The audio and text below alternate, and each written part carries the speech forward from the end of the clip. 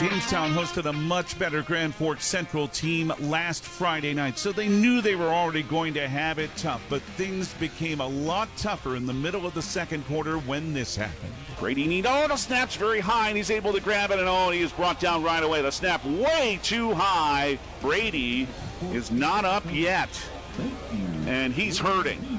The result of the play for Brady Nino, a broken ankle, and the end of his season. So the Blue Jays must press on without him. And another difficult opponent comes in tonight. The Central Cass Squirrels, one of the newbies in 11AA, up from 11A with a lot of talent and an offense that can move fast. Jamestown and Central Cass next from Hanson Stadium on Jamestown 107.1.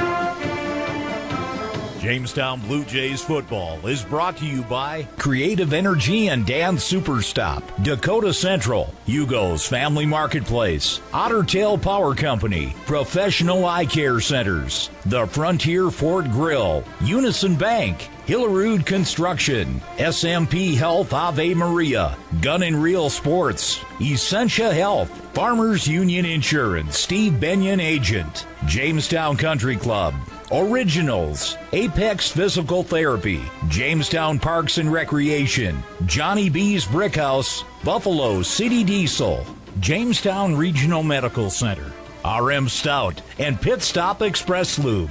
Now, Jamestown Blue Jays football. The schedule cannot be altered when bad things like what happened last week happen to the Jamestown Blue Jays. So they do indeed have to carry on. And the words that Bill Nelson has said to his team all week, rally, rally, rally. And that means they'll have to rally around one another. We are at Charlotte and Gordon Hanson Stadium on the campus of the University of Jamestown on a quite warm Friday evening in September. Mostly cloud cover, but enough of sunlight is filtering through to still make it feel not at all like football weather. The Central Cass Squirrels are here. One of the newbies in 11AA looks to improve their record to 2-1. So do the Jamestown Blue Jays. Good evening, David Burrell. Thanks for being with us on Jamestown 107.1. You can listen and watch online.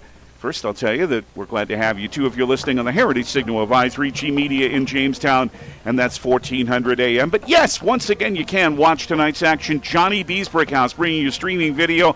It's easy to find it. Just go to newsdakota.com, then you click on the Sports tab, click on Sports Schedule, and then see where it says Central Cass at Jamestown, and you'll see a link to the Jamestown 107.1 Sports YouTube channel, or just look for it on YouTube. Either way, you'll find it. And once again, Mr. Tayson Bartonson is handling the video for us tonight. How will the Jays handle things? At quarterback, Bill Nelson wasn't all that sure. He's got sophomores to choose from. Carson Schmidt, who played last week in the loss 39-7 to Grand Forks Central after Nino was hurt. Schmidt was 8 of 17, 83 yards, threw one good ball to Jagger Romick, but he also had an interception before that was returned 89 yards for a touchdown. Nolan Maulding, sophomore, suffered a little bit of a accident while he was on vacation this summer and hadn't had contact until recently. Now he is ready to go. Schmidt, in the warm-up going on the field right now, is taking the snaps with the first-team offense. So that would lead us to think that Carson will go tonight. But we may see a whole lot of Liam Fry, who has had 200-yard games in a row, 132 in the win at Wahpeton, 102 against Grand Forks Central here last week. Maybe a little new wrinkle that we see a little later on, too. How about Central Cass? Well, Tommy Butler's team has an offense that can do a whole lot. Couldn't complete the drives they needed to in the fourth quarter last week in a 28-21 home loss to a good Devils Lake team. This was after they had won in their first game pretty easily against Watford City, 41-14. A junior quarterback in Brody Keckley that's thrown for 4 touchdowns. He has many choices at receiver, including sophomore Blaze Cotton, who has 11 catches so far this year. They really spread the tackles out defensively. So it's going to be an interesting game. These teams have not played in football since 2018. They played back-to-back in 17 and 18. Jamestown 1-1, Central Cass 1-1. What will happen tonight for the Jays in their next-to-last non-conference game? Coming up on our pregame, you'll hear from both head coaches, Tommy Butler of Central Cass and also Bill Nelson of the Blue Jays. But coming up, we'll take a look around North Dakota high school football on this Friday night. At Hanson Stadium, it's Jamestown and Central Cass on Jamestown 107.1. This is the voice of the Blue Jays. Do you want to make sure homework time isn't spent on games and video streaming? Dakota Central can help. With Experience IQ, you set limits to ensure your kids aren't playing when they should be doing homework. With premium managed Wi-Fi from Dakota Central, you can create healthier internet habits for your children from the easy-to-use Command IQ app. Learn more about premium Wi-Fi and Experience IQ today at www.dakotacentral.com. Jamestown and Central Cass on Jamestown 107.1 from Raleigh-Greeno Field at Charwin and Gordon Hanson Stadium and on the Jamestown 107.1 Sports YouTube channel, too. Let's tell you about what else is happening in North Dakota high school football this evening. It is in 11AA, Minot North remaining number 1 at 2-0, and the Sentinels are hosting 4th-ranked Red River tonight in Minot. Kindred stands second. The Blue Jays go to Horace to play Kindred next week. And this evening, the Vikings are in Bismarck to play St. Mary's. Grand Forks Central, after looking so good against the Jays last week, ranked 3rd. They're hosting Dickinson. Devils Lake, against whom the Jays will open league play in 2 weeks, is hosting Wahpeton tonight. The Firebirds are ranked number 5. 2 other 11AA teams are playing 11 AAA teams at home. Fargo South is hosting Fargo North, and Watford City is at home to Williston. In 11 AAA, it's a number 1 versus number 2 matchup. Top-ranked Davies against number 2 Legacy in Bismarck, both 2-0. And the 3rd and 4th-ranked teams are playing too. 3rd-ranked Bismarck hosting 4th-ranked Shanley at the MDU Resources Community Bowl. 5th-ranked Cheyenne hosting Century in West Fargo. Minot is at home to West Fargo High. And in Horace, the Hawks are at home to Mandan. In 11A football, Ellendale, as we call them, remains number 2, and they're at Hillsborough Central Valley tonight. EEK 3-0. Valley City, coming off their first win of the year last week, is playing tonight in Lisbon. Oaks 1-1 and 1-0 in their region after winning their region opener, and they're at Mayport CG this evening. And in Region 2, it's Carrington at Harvey Wells County, teams that are both a couple of beat-up teams at this point.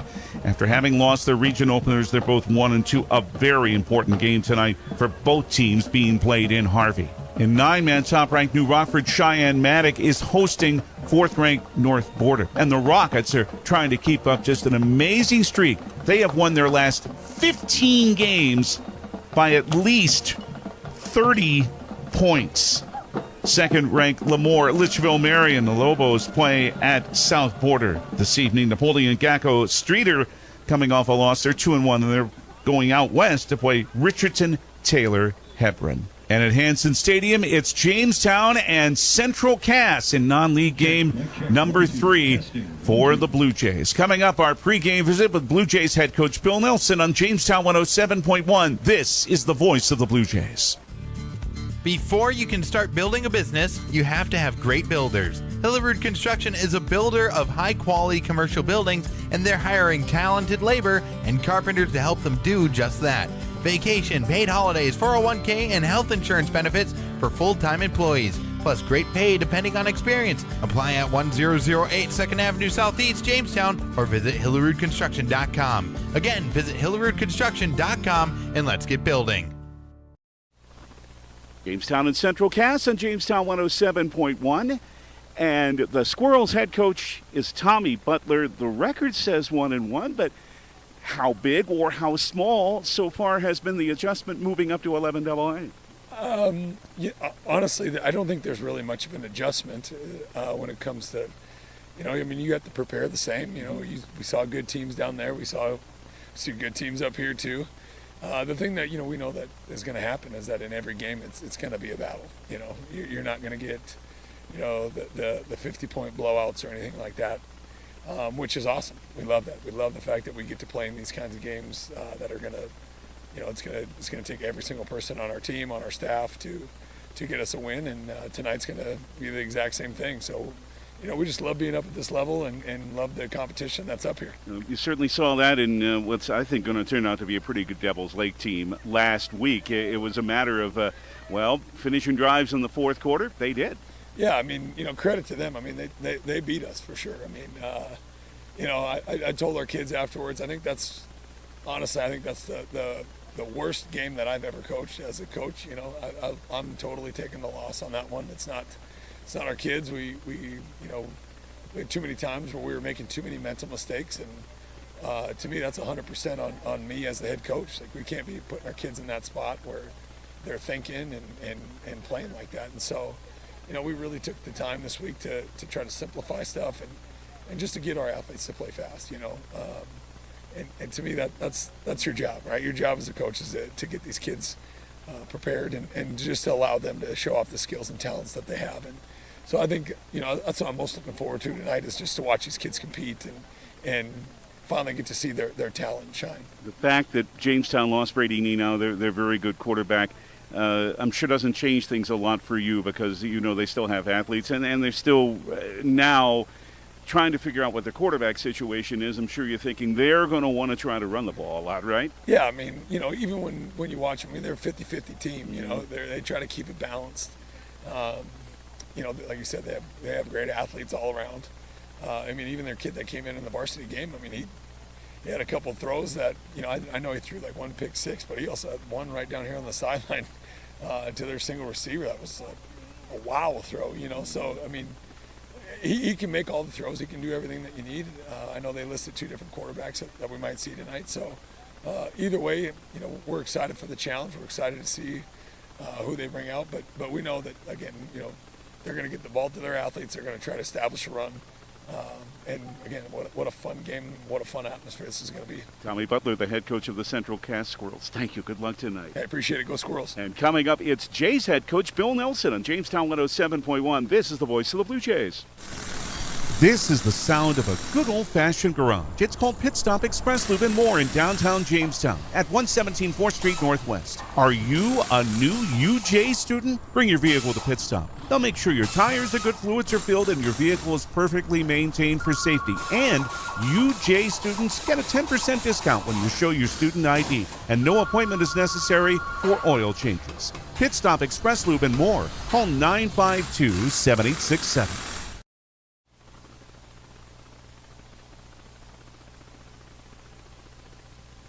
Jamestown and Central Cass tonight, and we continue our pregame with head coach Bill Nelson. We've already detailed, at least in a little bit, what happened to Brady Nenow, and it's certainly bad news for him, but it could have been a great deal worse, and the good news out of it is he can play again next year. Yep, he's going to make a full recovery, and that was the most important thing. I mean, we knew, we probably had a pretty strong idea that Friday night there was a break in the foot. They didn't know the extent. We found out that he broke 3 bones in the second and third and fourth metatarsals, and then they did a CT scan on Monday, and they found that, per your answer, they found that the ligament was still strong and good intact, so there was no surgery needed. It's just a matter of him in a boot and a scooter or crutches for 6 weeks, and then he'll be in a boot for another month, and then he should be PT and good to go. So him making a full recovery and being able to play sports again, that's obviously, and sooner rather than later, is the bigger picture here. So he's been right by our side. He's been the biggest supporter of those young guys, and you know what I mean, he's been vocal and doing his part from that standpoint, and that's what captains do. So couldn't be more proud. Yeah, no doubt. Now, with Brady out, now you have to deal, as you said, on young men. At quarterback, you were having to choose from sophomores. Yeah, and last Friday night, Carson Smith jumped in and did a good job. I mean, when something like that happens, it's a quick spur of the moment thing, and we have 3 sophomore quarterbacks, and all of them have taken reps. However, Nolan Malding got cleared Friday. Mm-hmm. He had a broken maxilla from water accident right before football started, so he took every single rep, but he had zero contact. So, Carson had the reps, and he played Monday in the JV game and played pretty well up in Grand Forks. So he jumped in and did a solid job, and things fly a lot faster. Bullets fly a lot faster. The game is a lot faster, and it's one of those learning things, And Brady made a comment this last week to those young guys. He said last year on Dickinson, that happened. Ryan got a concussion, and Brady jumped in, and a huge chunk of it is the other guys around rallying you, and just trying to keep you calm, because as a young quarterback, you're managing the game. Nobody's looking at you as to be the savior, the hero. Mm-hmm. It's just what play is called, do your job, and be ready for the next play. And like I said, there were some good things. There's definitely some things to work on, and I don't know who's going to start tonight. I'll tell you that right now, and it's probably going to be they're both going to get a shot, and Hunter Freimark's another one in there that he's been taking reps to, and he's got the least experience of the three of them, but Carson does some good things, Nolan does some good things, but it's a matter of, I don't know if we really haven't come down to decide if we're going to rotate series, or we're going to give me a couple series here or there, who plays well, who gets hot, and we got to run the ball. Other guys got to step up. We got to control the line of scrimmage. They're a different type of a defense. They play a 3-5. They play a 3-3-5, so they keep their perimeter back, and who knows? Them knowing that we're obviously on a young quarterback, maybe they're going to stack the box. I don't know. We haven't played each other in 7 years, and they have a different head coach than the last time we played, and seen a lot of film on them, and obviously scouted them up. And there's 2 games out there, of each team, so you can take guesses of what you're going to see. They're going to play fast offensively, but obviously we need to take care of the ball. We need to be able to run the ball and control the line of scrimmage. That's been an emphasis, all week long. That's just it. Even if Brady were around, it would still the most important thing would be to keep that offense off the field, because it is it's West Coast. It's spread. It's fast. It's not West Coast. Now you're talking Bill Park. You're talking old school Bill Walsh. Not quite Bill Niners. You know what I mean? Not quite West Coast, but they're fast. They are, and they'll come right at you. You've got to keep them off the field and get them off the field on third down, and no matter who's around, that's the key, right? It is, and they're a hard team to personnel because they stay with the same personnel package, similar to us, but they play. They play with a fullback, but he's kind of more of a receiver body, you know what I mean? And I wouldn't call him a tight end because he moves well. Mm-hmm. So you could say they're 4 receivers. You could say they're, as we call it, you could call it 10 personnel. You could call it 11 personnel, right. 1 running back, 1 tight end, 1 running back, no tight ends. Right. Do you know what I mean? Mm-hmm. And so they do some empty stuff, and they've got good athletes, and they've got some size. Their 2 tackles are big kids. And I think one kid's going to UND, and there's challenges out there, but like I said, we've had a good week of practice, and it's obviously every week the game plans probably tweak and change a little bit, but you still got to control the ball. You still got to win the line of scrimmage. You still got to get stops and tackle well on defense. And as good as special teams as we played on against Wahpeton, we had some blunders. And it wasn't. You go back and look at the film from last Friday night. It was inopportune situations where we had them backed up, and all of a sudden they got a big play. You know what I mean? And it just, a couple things kind of snowballed, and the kids still played hard. They still fought. They're never going to quit. They never, appreciate the heck out of that. But we just got to have a short-term memory, and we, rally. Stay positive. If something happens, if you make a mistake, do it 100 miles an hour. Don't worry about, we can't get our heads down. Yeah. You know what I mean? And that's, one of the boys on leadership put brotherhood upon the board. And it's true, but he spelled it wrong, and it was kind of comical. But it was I won't say his name, but it's 100%. You got to take care of each other. That's the way it is, and it starts with me as a head coach, and said if I go down with a heart attack tomorrow night on the sideline because we're trying to keep things ramped up, nothing changes. You know what I mean? I joked at Told Mason. I said, get the AED, go ahead and double accent. It'll be like Dumb and Dumber, whatever it may be. Things continue to roll. You know what I mean? And you got to have energy. You got to have juice. The sideline's got to stay up and involved and engaged the whole time. And we're still a good football team. I don't care what anybody says. We had a blunder last week. Put short-term memory. It's gone. It's behind us. It's week 2. On to week 3. New team, new opponent. We're at home. We're going to get a good crowd. It's going to be loud. It's going to be a lot of fun. And we got senior night tonight. So it's that all that kind of goes together, and it's you talk to the young guys about this is about the seniors tonight. You know what I mean? And let's make it a special one. Thank you, sir. Good luck. Appreciate it. Starting lineups coming up. Jamestown and Central Cass at Hanson Stadium on Jamestown 107.1. This is the voice of the Blue Jays. Attention all physical therapists and physical therapy assistants. Are you ready to love where you work? At Apex Physical Therapy and Wellness Center, we're hiring. And this isn't just another job opportunity. Here, you'll enjoy a true work-life balance, a comprehensive benefits package, and a positive, supportive team culture. And we're offering a signing bonus for you to come on board. This is your chance to grow your passion while making a real impact in the lives of our patients. Apply now at apexptwellness.com. Apex Physical Therapy and Wellness Center. Physical medicine with personal connection.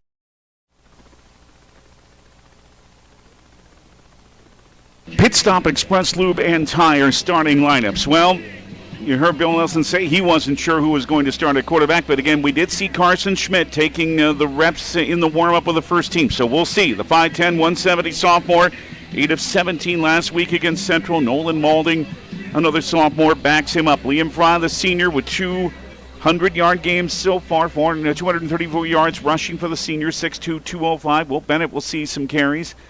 Brandon Kaler again out, so Cale Verke, the junior, again starts at one wideout. He has 2 catches. Seffi Saylor with 5 catches this season. The senior, 46 yards, the leader in receptions. The leader in receiving yardage is Jagger Remick. Another big catch for him last week. 4 catches for Jagger this season, the senior, and 93 yards. The tight end, Tucker Allen. There were 4 catches for Tucker last week. The junior, 6'2", 210. He now has 6 for the year.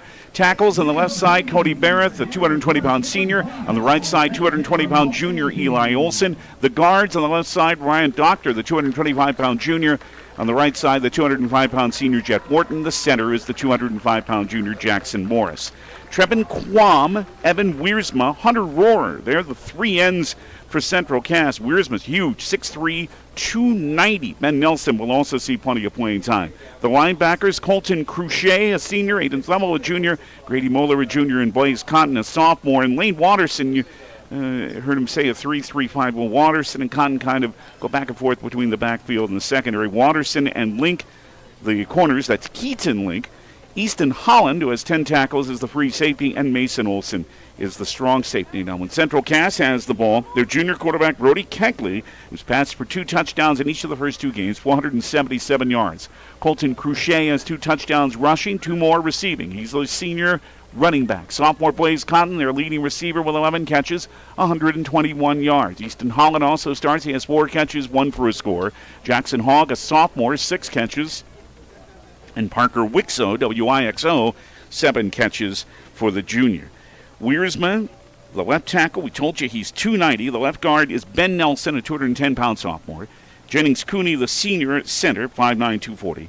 Trevin Quam, the right guard, 6'2", 190 senior. And another big tackle, 6'6", 280. That is Aiden Wunderlich.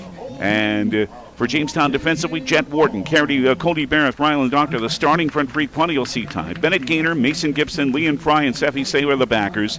Graydon Thorlickson, Braden Heminger are the safeties. Jamison Kleingen and Aiden Scarry, the corners. Tommy Butler in his 7th year as head coach at Central Cass. He's 44-21, VCSU alum, former assistant at Stanley and Fargo South. Bill Nelson's 11th season as head coach of the Blue Jays, 54-49. 2-time state championship winning head coach, of course, former assistant at Aberdeen Central and the former head coach at Barnes County North. So those are the lineups, and that is our pregame. Can Jamestown bounce back? They must carry on without Brady Nenow, and they will this evening against the Central Cass Squirrels at Hanson Stadium. And the action's next on Jamestown 107.1. This is the voice of the Blue Jays, and also on the Jamestown 107.1 Sports YouTube channel.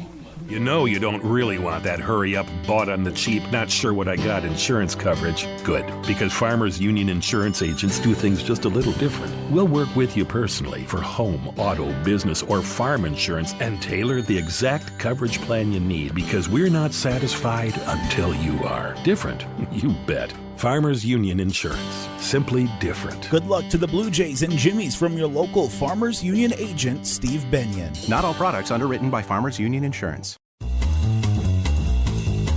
Johnny B's Brickhouse, famous for their pizza, but wait, there's pasta, and their amazing wings, and fresh ground hamburgers, tasty salads and appetizers too. And for dessert, you can't beat their sweet sticks. Come on out for Tuesday night trivia and live entertainment every Thursday night. The place to be is Johnny B's, smack dab in the middle of Main Street, downtown Jamestown. And remember, for delivery and carryout, call 952-8777. When you're working outdoors, unpredictability is the norm. Tackle your toughest jobs with the 2025 Honda Pioneer 700. This rugged side-by-side brings the power with reliable torque for towing and smooth shifting for the trails. Choose from 3 trims, Standard, Deluxe, or the True Timber Forest Edition. See the 2025 Honda Pioneer 700 at Gun and Reel Sports, downtown Jamestown. For your safety, read the owner's manual, wear a helmet, eye protection, close side nets and doors, and always wear seatbelts. Honda side-by-sides are for riders 16 and older.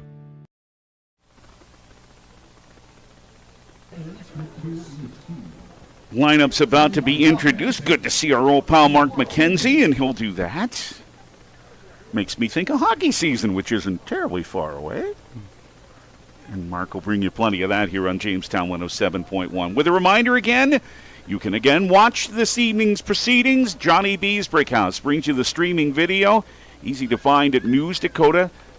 If you click on the sports tab, then you click on sports schedule, find where it says Central Cast at Jamestown, and you'll find the link to it. It says Jamestown 107.1 Sports YouTube channel.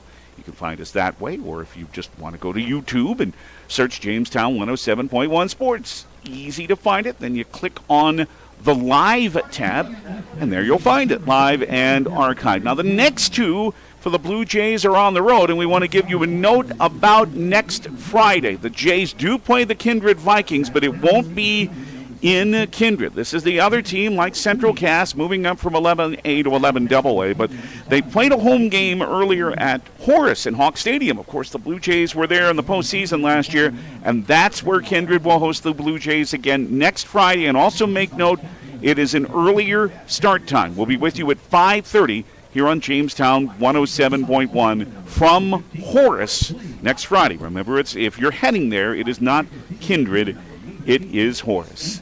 Central Cass wearing white tops with cherry red numerals in black trim, that squirrel logo in white and cherry red on the side of the helmets on one side with a number on the other, with the red and black band down the middle. Jamestown wearing their blue tops with white numerals and letters Jamestown in block print above the number on the front. Pants are white with Blue Jay in blue block letters on the sides of the pants. The helmets are mainly white with that familiar Blue Jay logo in one side and the number in blue on the other. How will this team adjust? It was very difficult. We couldn't tell, of course, after it immediately happened on the sack to Brady Nina, but we knew it was bad right away. He tried his best to walk off the field and just couldn't do it. And the news couldn't really be any better. It's still bad that he's out for the year, but the good news is he will be able to play for his senior year. Has to go into a walking boot for a while, and he's on crutches again, but after 6 weeks of not movement in a boot, then he has another boot, and he'll be about a month. But the best news is a full recovery is expected for Brady, and he will be able to play in his senior year. So it'll be up to, it appears at the start anyway, Carson Schmidt. We'll see what happens when the Blue Jays have the football first, as the challenges continue for this Blue Jay team.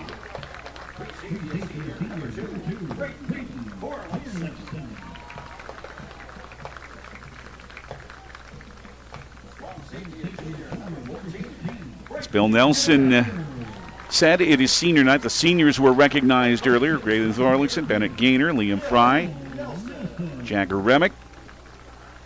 Brandon Collar's still out tonight. Steffi Saylor, another senior, along with Will Bennett, Jet Warden, Mason Gibson, Cody Barrett, Hayden Nees, Tyler Blinsky, who's still out, and Colton Blackmore. The seniors were honored earlier, and as Bill Nelson said, the message to the guys, win this game for the seniors tonight.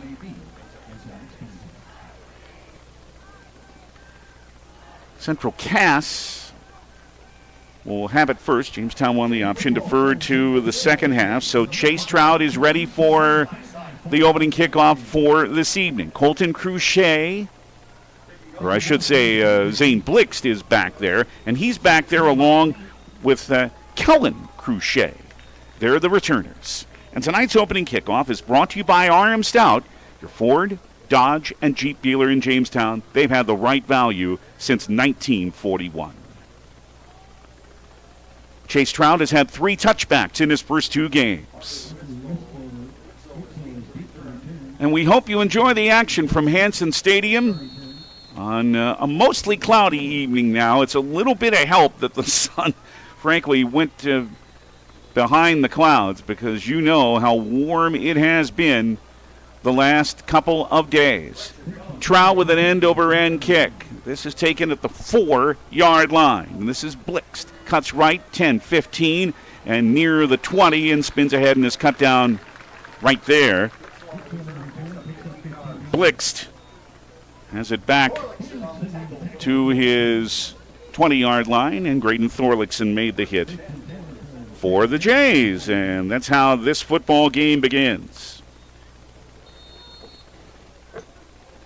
So, it is Central Cass with the football first, and they're going to come at you with a whole lot of spread and a whole lot of options for quarterback Brody Kegley and a whole lot of men in motion. Nelson's one of them. They put 3 different guys in motion. Now they go to a split backfield.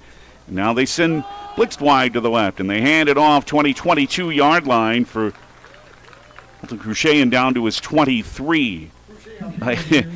They just showed all sorts of movement everywhere there. The hit was made by the Jays' Seppi Saylor. But a good first down gain for Cruchet. Brought it to his 24, and it's 2nd down and 6. 2 receivers right, 1 to left, near to the right hash, from left to right. Hand to Cruchet again at left guard, 25-yard line, 26, but no more there. No more than that, as the Jays were again in on him. So a team that will throw the ball and spread it out has run it on their first 2 plays. And Gainer was in on that play for Jamestown, along with Cody Barrett. So now, Central Cass 3rd and 4. They are from their 26.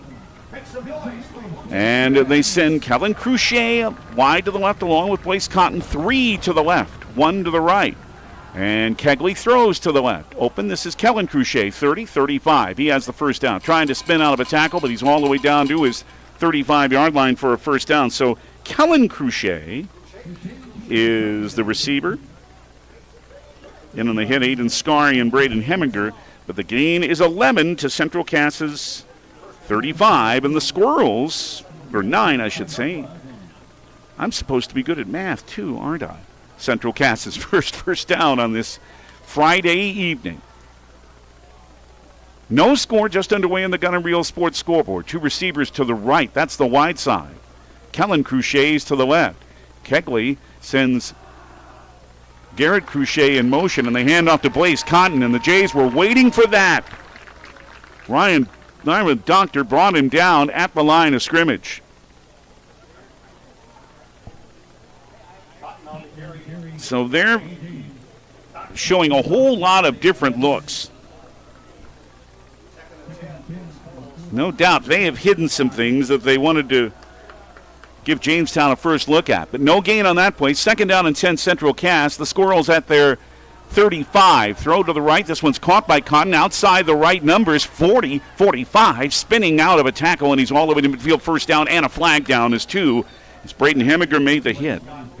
But it is a first down, or will be. Let's see what the penalty is.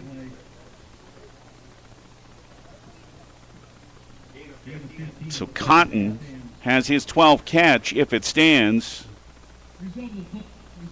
it will. And it's just a sideline. Well, it's not just. That's not nothing. But it is a sideline warning on Jamestown. So you get 1. You do that again, you get a penalty. The gain was 15 to midfield. Central Cass moving on this opening drive of the game. No score, 9:22 in the first quarter. They're 1st and 10. From left to right of the right hash, the wide side is to the left. Zane Blixt, the sophomore, in the backfield. Kellen Cruchet and Blaze Cotton line up to the left. A receiver to the right, too. That's Easton Holland. But they go to the ground game again. And Blixt is brought down just after he crosses the midfield stripe. He's to the Jamestown 49. And that time, Cody Barrett again combining with Bennett Gaynor on that stop.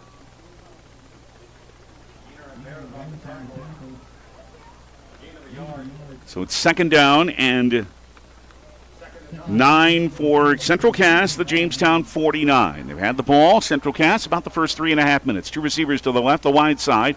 Throw to the left. This is caught, and this is Kellen Cruchet in some traffic, 47, but no more than that. It was a little dump down to Cruchet, but Mason Gibson was over there on the play and limited it to only a yard gain. That was good stay-at-home coverage there by the Jays. So now,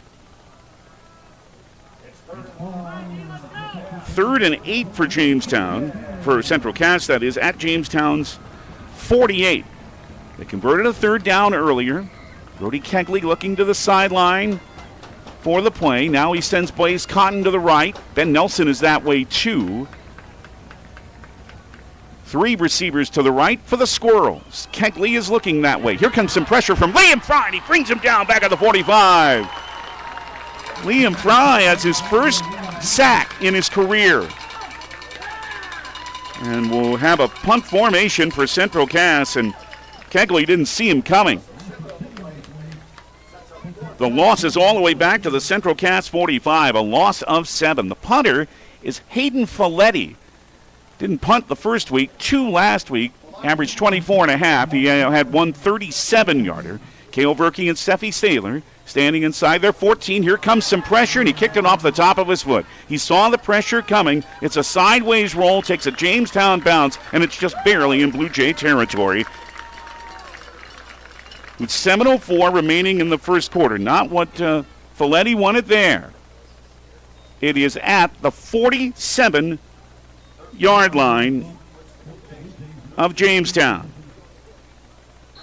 And with 7:04 left first quarter, and the Gun and Reel Sports scoreboard scoreless. Now, it's Jamestown, and it is indeed Carson Schmidt starting at quarterback. Double wing to the left. Handed Will Bennett starts in the backfield and is smashed after he gained about a yard to his 48. Grady Moeller made the stop. Of course, Fry needed a little bit of a break after having the sack to end the drive. They'll give him 2, Will Bennett, to the 49-yard line of Jamestown. And the Jays will have it second down and 8. Jagger, we're told his first name is Jagger. We've been saying it wrong. So Jagger's made some big catches. He's on a wing to the left, 2 receivers to the right. Sailors to the left as well on second and 8, but the hands to Fry. Left guard, not much there. Across the 50 and down to the 49-yard line of Central Cass. But Trevin Quam ended the play there for the Squirrels and limited Liam Fry to a gain of 2 on his first play of the evening, and that makes it 3rd down and 6 for Jamestown at the Central Cass 49. Jays were only 3 of 13 against Grand Forks Central last week and are 9 for 27 for the season. 2 receivers right, they're near the left hash, so the right side's the wide side. Carson Schmidt is standing at his 46. A pitch pass ahead is caught by Fry, but he is upended to the 49-yard line of Central Cass, and Easton Holland just stayed right with him. That does count as a pass, but that was well read there by Easton Holland. And it's no gain. 4th down, Graydon Thorlickson in punt formation.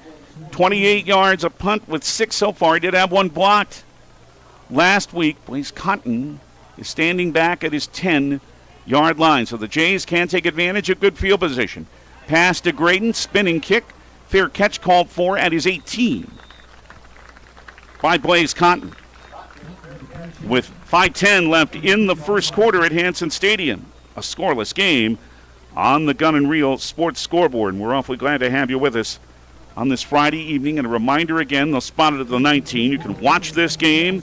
The Jamestown 107.1 Sports YouTube channel. Johnny B's Brick House brings you the streaming video. And once again, Tayson Martinson making sure to bring you the pictures. 1st and 10 Central Cass. Squirrels from their 19. Brody Kegley, the junior,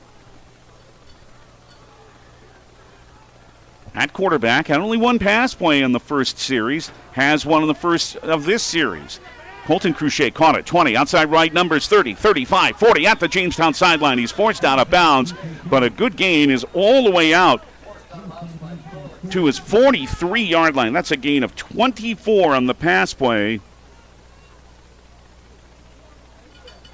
to Colton Cruchet. And Central Cass improves their standing. They're 1st and 10 from their 43-yard line. Kegley has completed 67% of his passes. That's coming in his first 2 games. He's 2 for 2 tonight.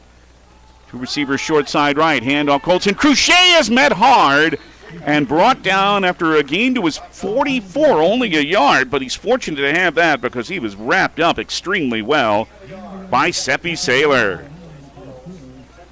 Just grabbed him right away. He barely gained the football. So only a yard. 2nd down and 9 for Central Cass from their 44. Bell Nelson comes out.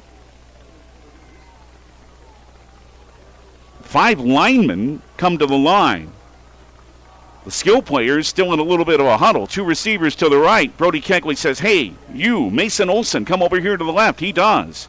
2 receivers now to the left. No, make it 3 and 1 to the right. This team shows all sorts of sets. Looking to the left now down the middle is Kegley, and Olson had it knocked away. Graydon Thorlickson, excellent play at the 32-yard line of Jamestown to make it 3rd down and 9. Thorlickson with the bat down on that play. Mason Olson had beaten him by a step or 2. The senior who had 1 catch last week in the home loss to Devil's Lake. Central Cass had some chances to complete a drive. They had a long drive, but Devil's Lake stopped them on 4th down with just over 3 minutes to go, and the Firebirds held on. 3rd down 9, Central Cass. Here, Squirrels from their 44. 5-man front, Brody Kegley looks at it. Claps the hands, takes the snap. And play fake. Pass is caught and brought down near the 40-yard line of Central Cass. Blaze Cotton is ambushed by Aiden Scarry.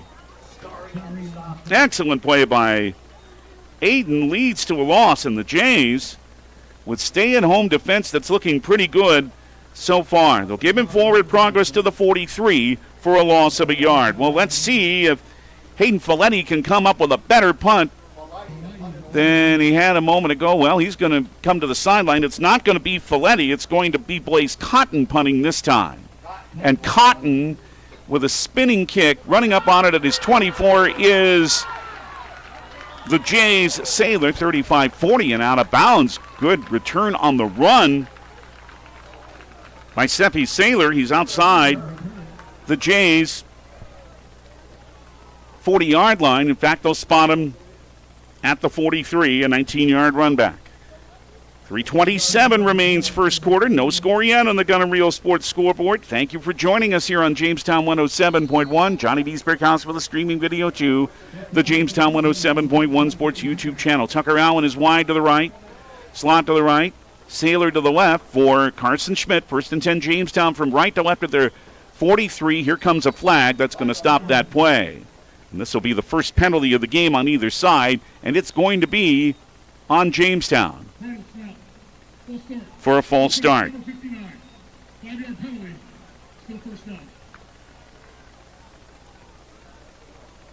So the Jays will be backed up to their 38. They had a few more penalties last week, but immediately they're behind the chains right here. 1st and 15 from their 38. Tucker Allen again to the right. Jagger Remick a wing left. Seppi Saylor wide left. The wide side is to the right. A slot to the right as well. Schmidt with a hand to Fry. Liam up the middle to the 39, but no more. Pursued well by Aiden Thummel, the junior linebacker, from behind. And limited that gain. Just a couple for him one to the 39-yard line of Jamestown. Now it's 2nd and 14. And here are the sorts of plays when the sophomore quarterback Carson Schmidt is really going to be tested. Again, we could see Nolan Molding. We'll just see how the game goes. 2nd and 14 from their 39 for Jamestown. Schmidt looking to throw down the middle. Way overthrown. I guess he was going for Remick, but he was at midfield, and that ball landed at the 41-yard line of Central Cass. Way overthrown, and it's 3rd and long.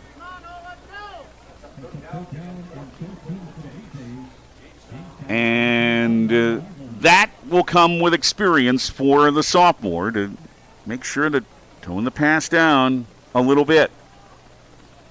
Seffi Saylor will go to the right here for the Jays. Wide to the right. That's the wide side of the field. They line up near the left hash. Jagger Remick is to the left. A slot to the right, and that's Cale Verkey.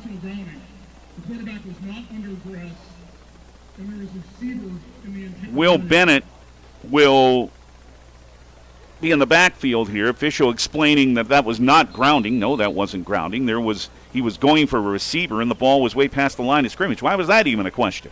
3rd and 14, Jamestown from their 39. Carson Schmidt rolls to the right. Throws long. Wide open Saylor. He makes the catch. 30 of Central Cass. Out of bounds at the 20.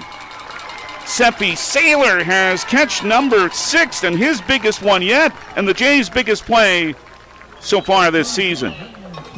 He is out of bounds right on the 20-yard line of Central Cass. A 41-yard play, the longest from scrimmage so far for the Jays this season. 1st and 10, Jamestown's in the red zone at the 20-yard line of Central Cass. Wide left, Saylor, wide side. Remick wing right. Hand, Bennett has some room. 15-yard line, down near the 10. He may have another first down. Will Bennett with a good burst, brought down by Colton Cruchet.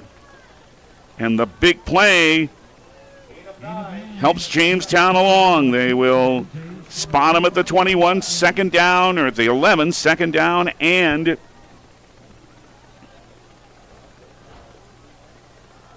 yard to go as the Jays try to take the early lead here. Bennett again beside Schmidt in the backfield. Tucker Allen a wing to the left. The hand is to Bennett at right guard. 10-yard line. Cut down at the 9. He does have the first down. Good play by the safety Easton Holland, but Jamestown has their 2nd first down.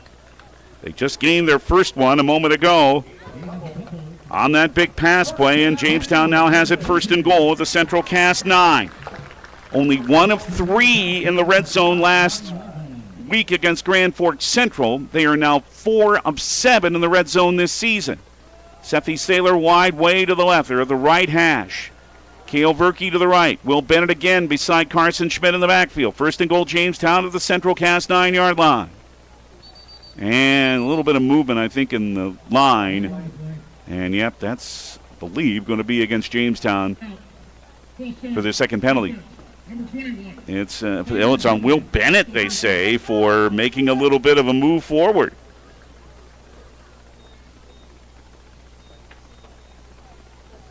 So Bennett called for that one, and this backs it up to the Central Cass 14-yard line. 1st and goal still for Jamestown, their 2nd penalty. Jagger Remick, wide to the left. Seffi Saylor, a slot to the left. Wide to the right, Tucker Allen. Slot to the right, Cale Verkey. 4 receivers set. Now it's Liam Fry in the backfield beside Carson Schmidt. Jay's trying to take the lead. Throw to the left side on the flat. Saylor incomplete and then nearly intercepted. Mason Olson, the safety, had a chance at that ball. Saylor hit as the ball came in. Legal play by Aiden Thummel. It's incomplete after all that. And it's 2nd down and goal. But Olson was within a step of bringing that ball back to Central Cass. 1 minute remains first quarter. No score in the Gunner Real Sports scoreboard. 2nd and goal, Jamestown from right to left at the Central Cass 14. Same 4 receiver set as a moment ago for Carson Schmidt. Cale Verkey in motion.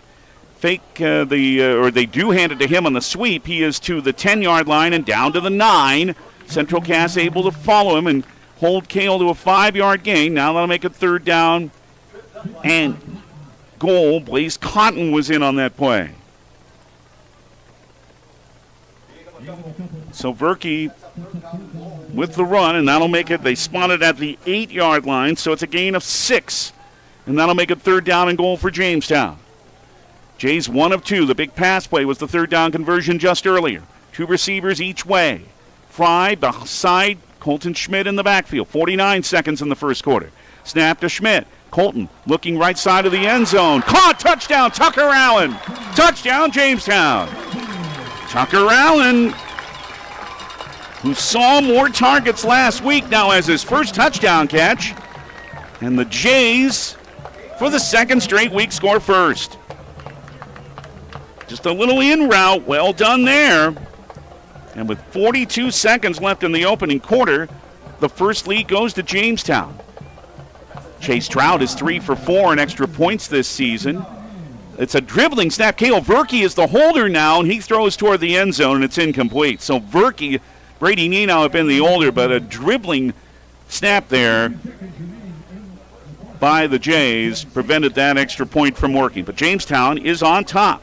42 seconds left in the first quarter at Hanson Stadium on the Gun and Reel Sports scoreboard. And now it is Jamestown 6, Central Cass nothing on Jamestown 107.1.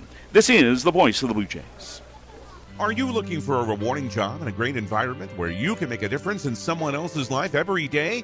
SMP Health Ave Maria in Jamestown is looking for you. Visit smthealth.org/Ave Maria and click on the Careers tab to find the most up-to-date openings available. smthealth.org/Ave Maria. They're currently looking for nurses, housekeepers, CNAs, and universal assistants. Be sure to visit the website if you're interested and qualified for any of the positions that are open at smthealth.org/Ave Maria. Big pass play helps Jamestown score. 8 plays, 57 yards on that scoring drive. And Chase Trout ready to boot it. End over end kick and running up on it at his 12-yard line. This is blitzed right to the 15, 20, 25-yard line. Now in some traffic, breaking away from one tackle and taking carries with him across the 30. Well, he's all the way down to the 36, and he took a couple of Blue Jays for about the last 10 yards of that return. So good return there by Blixt. And Central Cass, they'll start at the 36 after a 25-yard return. Down 6-0 to Jamestown. 31 seconds remain here in the opening quarter at Hanson Stadium, where tomorrow it's University of Jamestown against Southwest Minnesota State, the home opener of the first NAIC game, 12:30 tomorrow here on Jamestown 107.1. 3 receivers to the right. Brody Kegley with a throw to the right. Colton Cruchet makes the catch, but here comes a flag as Cruchet is brought down at his 39-yard line. It would be a minimum gain, but I don't think it's going to stand because I think Easton Holland got caught with a hold. Yep. Nope, it was Ben Nelson who was caught. In any case, it is a holding call here for the first penalty on Central Cass. With 25 seconds left in the opening quarter, the Squirrels now backed up to their 26, and it'll be first down and 20.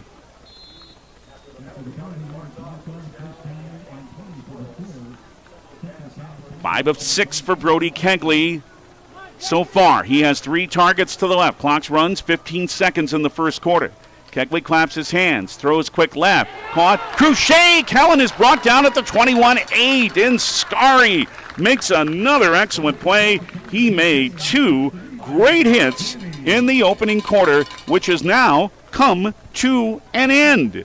At the end of 1 on the Gun and Reel Sports scoreboard. Jamestown with a 6-0 lead over Central Cass at Hanson Stadium. On Jamestown 107.1, this is the voice of the Jays and Blue Jays. Why choose Professional Eye Care Centers? 3 great reasons are Dr. Bond, Dr. Freilich, and Dr. Jangula, 3 of the most educated professional optometrists you'll ever meet. Next is their many locations. You can now see one of their spectacular doctors in Jamestown, Valley City, Carrington, Edgeley, Ellendale, and Lemoore. And finally, their fantastic selection. And yes, all of their frames and lenses are backed up by warranty. Visit proeyecarecenters.com and make an appointment today. Professional Eye Care Centers, clearly the best.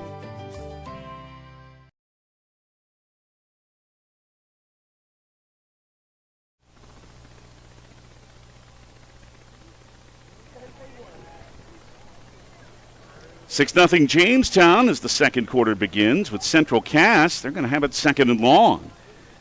By our count, 71 first quarter yards for Jamestown, 22 rushing, 49 passing. A lot of those on that 41-yard play from Carson Schmidt to Seppi Saylor. Central Cass just 47 yards of offense, only 1 rushing in 6 attempts and 46 passing. Central Cass had the ball 7:21 in the opening quarter. Jamestown 4:39. And Central Cass has it here. Now they move from right to left, from north to south. They're second down and 22, all the way back at their 24-yard line. It is Kegley, pump fake, looks to his left from his 20, throws long left going for Olsen, knocked down and incomplete. Great play there by Jamison Kleingen. He face guarded him, then he turned around and knocked the ball down and did nothing illegally. Kegley kind of telegraphed it too, but Kleingen was ready to make a good play, the junior corner who has 4 tackles this season. Third down and long here for Central Cass, 3rd and 22 from their 24. They're 1 for 3 on third down. Parker Wixo wide to the right, Mason Olsen a slot to the right. That's the wide side.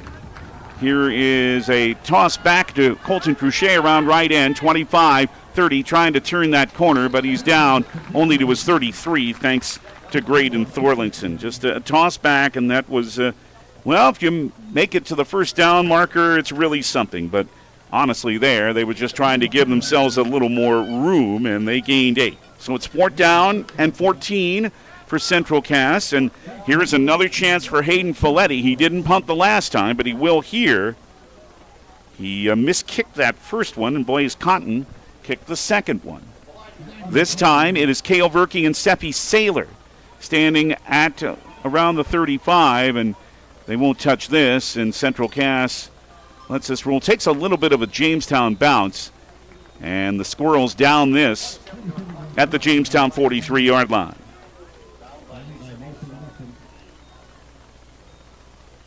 So not bad field position for the Jays to start this drive with 11:32 left first half, 6-0 Jamestown in front. Touchdown pass from Carson Schmidt to Tucker Allen, set up by the 41-yard pass play in that first quarter from Schmidt to Saylor. 1st and 10 Jamestown. The Jays are at their 43. 2 receivers right and 1 to the left. Schmidt back to throw. Here comes some pressure. Screen. Throw right. This is caught Fry. 45 midfield. Right hash 45. All the way down to the Central Cass 40 first down. There was some traffic Fry had to deal with there too. But the play worked all the way to the Central Cass 40 for a first down as Grady Muller was in to make the stop. Good little bubble screen, ends up in a 17-yard gain and 1st and 10 for Jamestown. How's Carson Schmidt doing?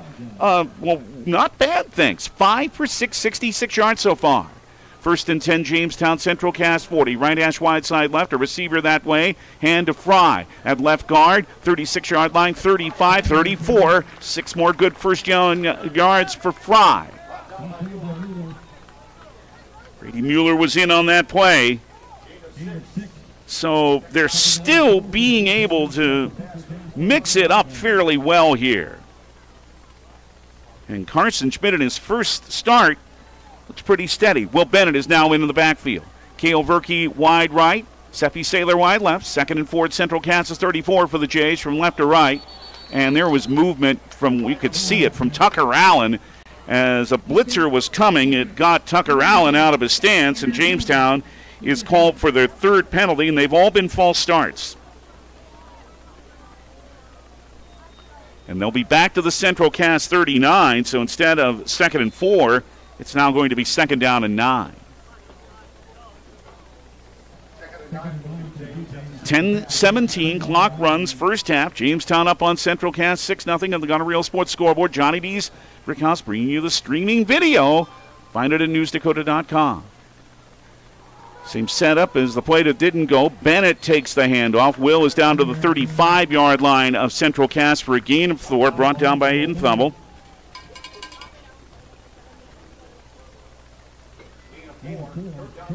So now Jamestown with a 3rd down and 5.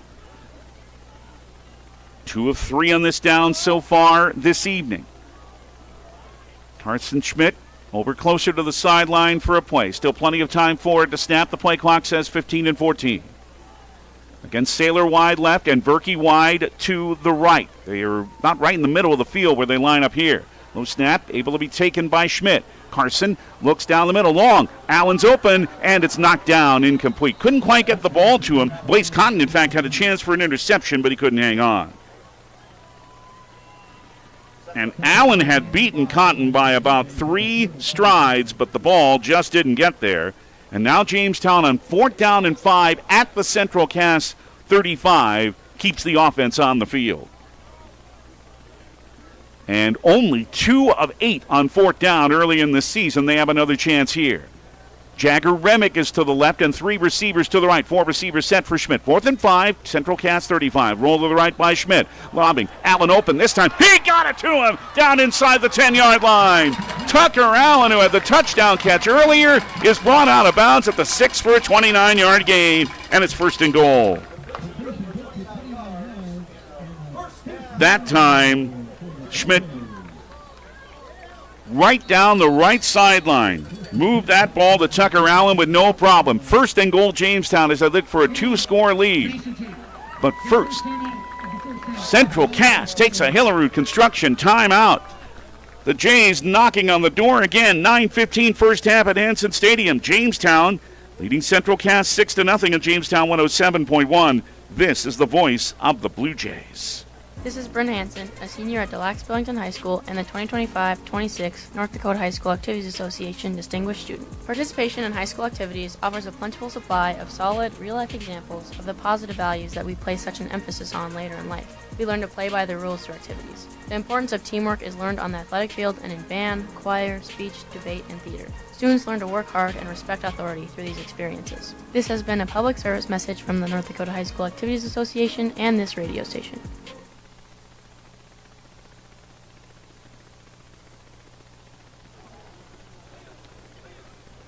Carson Schmidt is now 6 of 8 for 95 yards after the 29-yard completion to Tucker Allen.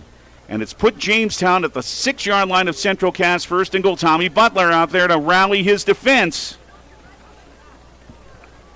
against whom Jamestown has moved the ball well twice. 2 receivers to the left, Jagger Remick and Seffi Saylor. 2 to the right, they're Kale Berkey and Tucker Allen. Will Bennett in the backfield. They line up on the Wildcat. It's Liam Fry. They go to this look again. It's straight handoff to Fry. 5-4, 2-1. Touchdown, Jamestown. Liam Fry has another.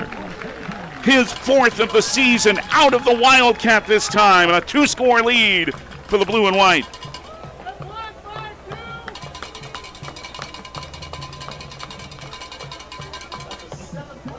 Nothing fancy at all about that, was there?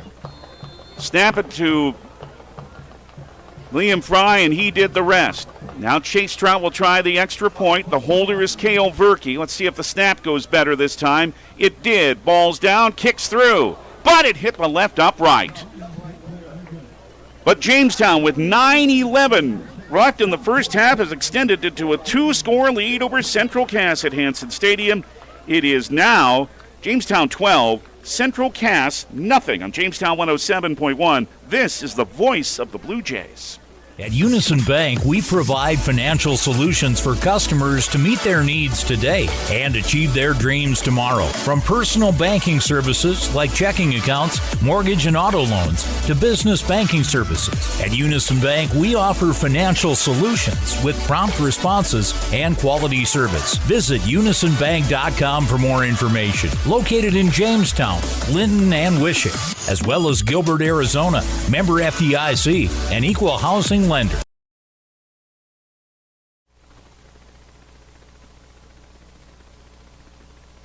.57-yard scoring drive that time for Jamestown. Liam Fry took it in for the touchdown on the last 6 right after the 29-yard play from Carson Schmidt to Tucker Allen, and the Jays have started well. They're up 12-0 on Central Cass, and Chase Trout is ready for the kickoff. Once again, it's Zane Blixt and Kellen Cruchet standing there back at about their 2. As we told you, already 3 touchbacks. There's really no wind at all. That is not a factor. Trout sends it toward that end zone. Make it touchback number 4. And Central Cass will start from their 20. And Brody Kegley so far has done his job at quarterback. He's 7 of 9, but Central Cass has not been able to run the ball so far. 12-0 Jamestown. Jet Wharton, Cody Barrett, Ryland Doctor in that front three. Gaynor, Saylor, Gibson, Liam Fry, the backers.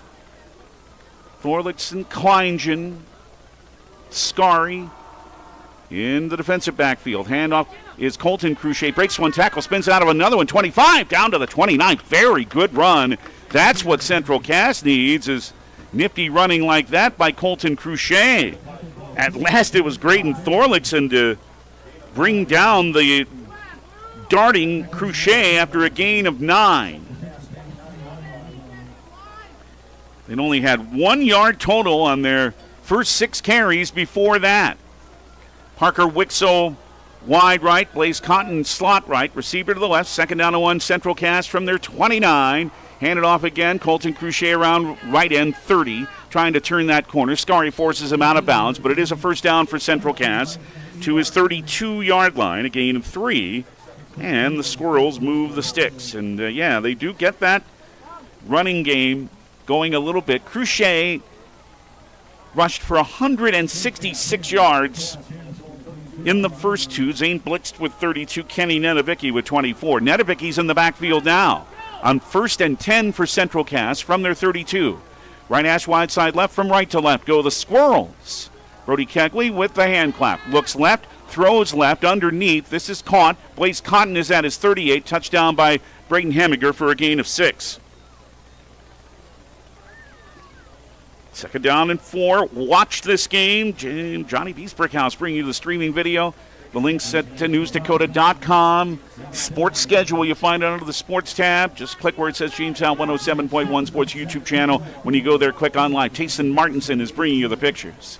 2nd down 4 Central Cass. Squirrels from their 38, down 12-0 to Jamestown. 7:53 first half. Cotton's the man in motion from right to left. Kegley with a handoff. This is Nedevicki, and Kenny is down to his 40-yard line, wrapped up by Liam Fry after a gain of 2. So Kenny Nedevicki, the junior, 5'7", 170, has his first carry of this game. And Central Cass, 3rd down. They only need 2 here at their own 40. But they're only 1 of 4 on 3rd down tonight. The freshman, Kellen Cruchet, wide to the right. Slot to the right, that's Cotton. Receiver to the left, but they hand it again to Nedevicki up the middle. 42, cuts right. 45, first down, and a lot more. In fact, he's all the way down to his 49 by Braden Hemiger, but it's a good run by Nedevicki on 3rd down, and Central Cass has a first down. Nevitsky, Neidviecky. You don't have to buy a vowel. Polish power, baby. My mother's maiden name was Stuchansky. 1st and 10 Central Cass from their 49, to which you're supposed to say bless you. 2 receivers to the left. That freshman, Kellen Cruchet, who's had a couple of good runs, he's to the right. Blaze Cotton sent in motion from left to right. Snap to Kegley. Back in there is Zane Blix around right end to the Jamestown 45. They're starting to push forward now and down near the 45-yard line of the Jays. And whistles will stop play as a Blue Jay is down. The gain was to the 46-yard line of Jamestown by Zane Blixt. It was the tackler, I think, a 5-yard gain. I think it was the tackler who made the play, and at the moment we cannot see who that is because he is. They have Mason Ankenbauer out there from Jamestown Regional Medical Center to take a look at him. Bill Nelson now is going to go over to take a look too, and he's up, and it's Jet Wharton. He's walking off. He'll have to sit out at least a play, though. So now Central Cass starting to get that running game going. They've had 28 yards on the ground already on this drive. And they're 2nd down and 5 at Jamestown's 46 with 6:18 left in the first half. Jamestown's lead is 12-0 on a Carson Schmidt touchdown pass to Tucker Allen in the first quarter, and earlier in this quarter, Liam Fry, a 6-yard touchdown run. 2nd and 5 at Central Cass, 46 of the Blue Jays. 4 receivers set for Brody Kegley. They line up at the right hash. Throw to the left. This is caught. Wixo is to the 45, 41-yard line of Jamestown, and then he's brought in by Aiden Scary. Parker Wixo, W-I-X-O. He's a junior.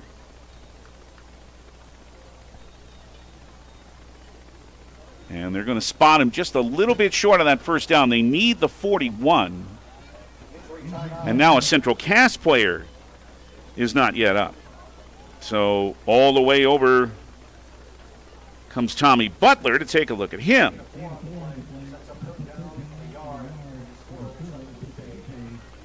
So now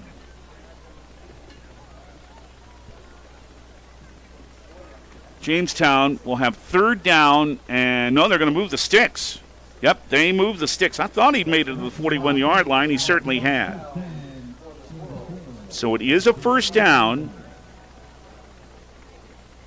for Central Cass to the 41-yard line of Jamestown, and that was a 5-yard gain, and we're shielded by the Blue Jay sideline. We can't tell who the injured Squirrel is yet. Central Cass, well, they were 10-2 a year ago. Guess who beat them twice? Yep, Kindred. They were the only 2 losses, once in the regular season, and then 29-15 in the semifinal round in 11A last year. Tommy Butler took this team to a state championship game 3 years ago where they were stopped by Velvet Garris and Drake Animus in a tight one, 22-20. There is a state championship in this program's history. It's Parker Wixo, by the way, who is now up, and he looks a little woozy. He's walking, but I think he took a pretty hard hit.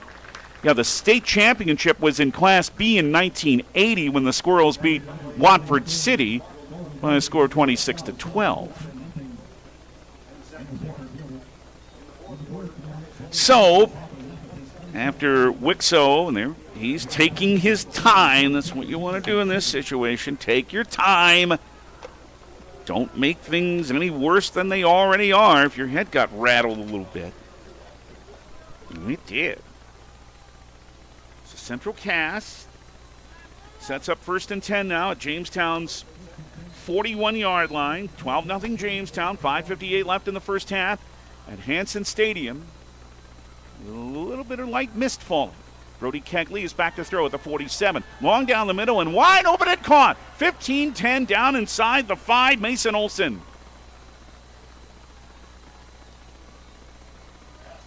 Open down the middle. Thorlickson prevented a score.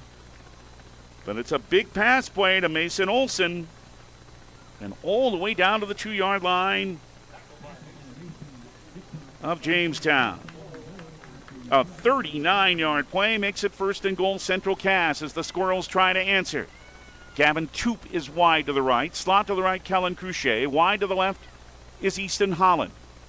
Holton Cruchet in the backfield, and he takes the handoff. Can't find any room at right guard, and I think made it back to the line of scrimmage, and maybe no more than that. The hole just wasn't there because Cody Barrett closed it up.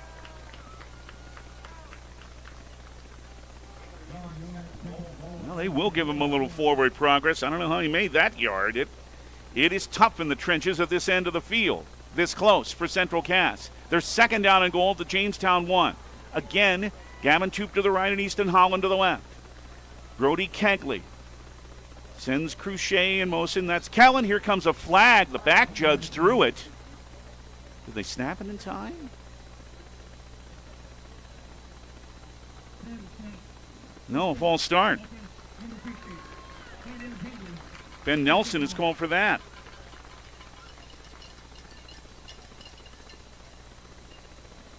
So now this backs it up to the 6-yard line of Jamestown. 2nd down and goal. Maybe a little bit tougher. 4:40 clock runs. First half. 12-0 Jamestown over Central Cass on the Gunner Reel Sports scoreboard. 2 timeouts still remain for the Squirrels. Eli Olson just in for Jamestown on the defensive front.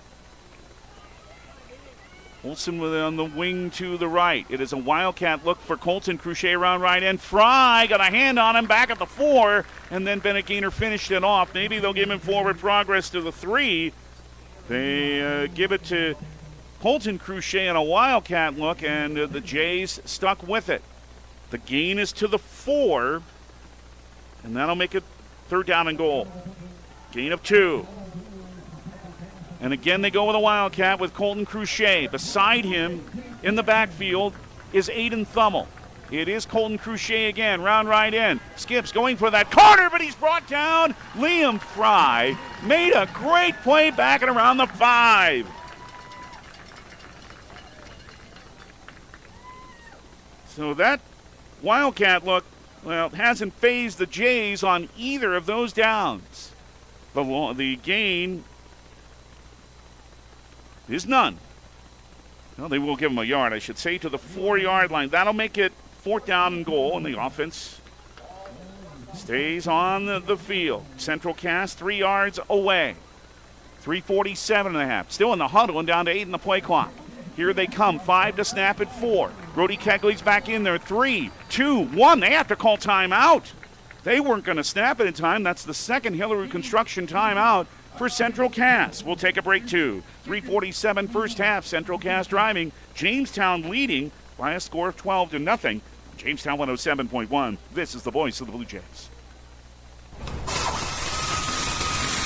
Buffalo City Diesel Jamestown is your one-stop shop for experienced truck services. Their top-notch techs are trained in the latest technology and can identify and fix problems in your medium or heavy-duty diesel trucks and buses. Buffalo City Diesel also offers roadside assistance, trailer services, and truck parts. Call Buffalo City Diesel today at 701-253-2844. That's Buffalo City Diesel at 701-253-2844.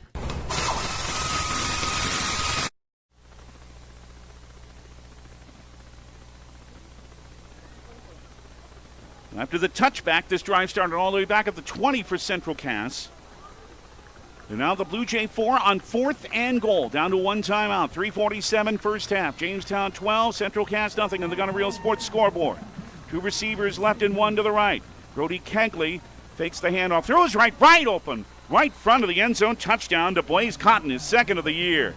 Nobody around Cotton, and Central Cass is on the board as they complete an 80-yard drive with a scoring touchdown. That's the 5th of the year for Brody Kegley. Excellent drive of 13 plays. It's a 12-6 game now. And the kick unit on this is Matthew Bucao, B-U-C-A-O. He's 8 of 9 on extra points.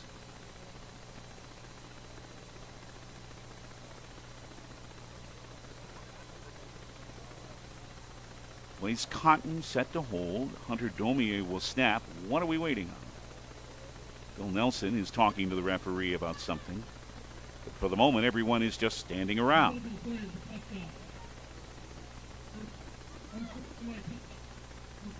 But Jamestown's been called for an unsportsmanlike conduct penalty. Ooh. And that's going to be assessed on the kickoff.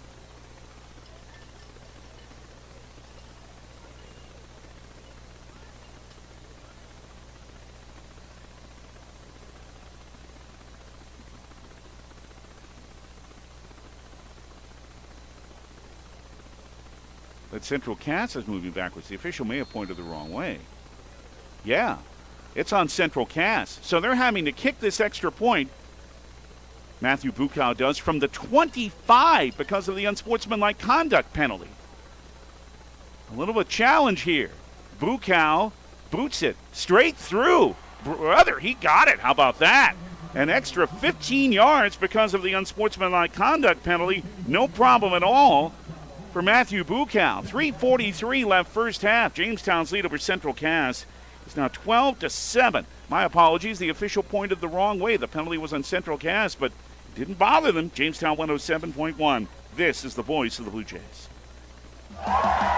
and the crowd goes wild. Every community has its legends. At JRMC Orthopedics, we're proud to care for the athletes, parents, and grandparents who make this region strong. We're also proud of being named a Blue Distinction Center for Joint Replacement by the Blue Cross Blue Shield. It's the sort of recognition that lets you know the best care is right here in town.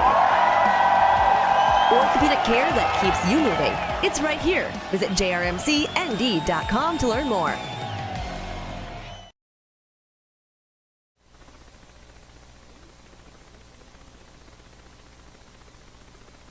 35-yard extra point. And Buchow looked like he could have made it from about 45. The Jamestown lead is cut to 12-7. 12-play, 80-yard drive.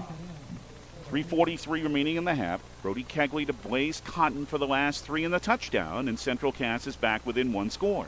Cale Verkey, Seffi Saylor, and Aiden Scary all waiting for Matthew Buchow's kickoff. He just proved he has a pretty good leg. This is end over end. It's going to be playable for Scary. Aiden from his 10. Left side 20, 25-yard line, and down to the 28.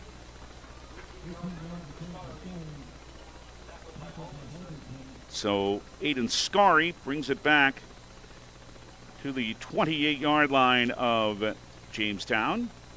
And the Jays will start. They have all of their timeouts here. Up 12-7 on Central Cass. 3:38 remains first half. That's a long drive by Central Cass. First and 10, Jamestown from their 28. Colton Schmidt in for the injured Brady now. He's off to a good start tonight. He's 6 of 8, 95 yards. They run the ball here up the middle, and a big pile at the 30-yard line is Liam Fries and a mass of humanity.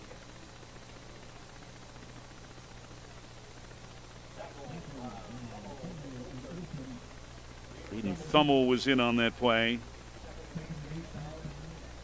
And that'll make it second down and 8 for the Blue Jays. Jamestown at their 30.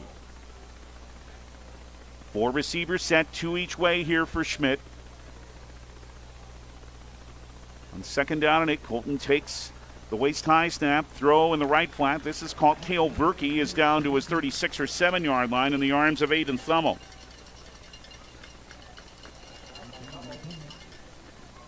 Gain was to the Jamestown 37 for 7, and they'll make a third down and 1. A lot of options for the Blue Jays here. 2:40 left in the first half. Jamestown with the ball and a 12-7 lead over Central Cass in these schools' first meeting in football in 7 years. Again, a 4-receiver set, wide sides to the left.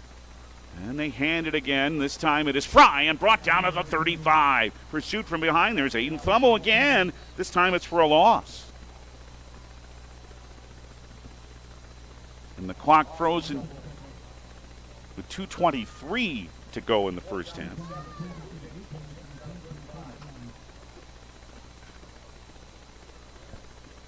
As Central Cass has called their last Hillerud Construction timeout. We'll take it to 2:23 in the half. Jamestown 12, Central Cass 7. On Jamestown 107.1, this is the voice of the Blue Jays. The Frontier Fort invites you in for a true Dakota Territory dining experience. This unique location looks like an authentic 1800s fort. Head upstairs and you'll be greeted with the mouth-watering aroma of freshly grilled ribeyes and barbecued ribs. They're open from 4 to 9 Monday through Saturday, and their legendary prime rib is served on Fridays and Saturdays. Call 252-7492 for takeout. The Frontier Fort, on the road to the Buffalo in Jamestown.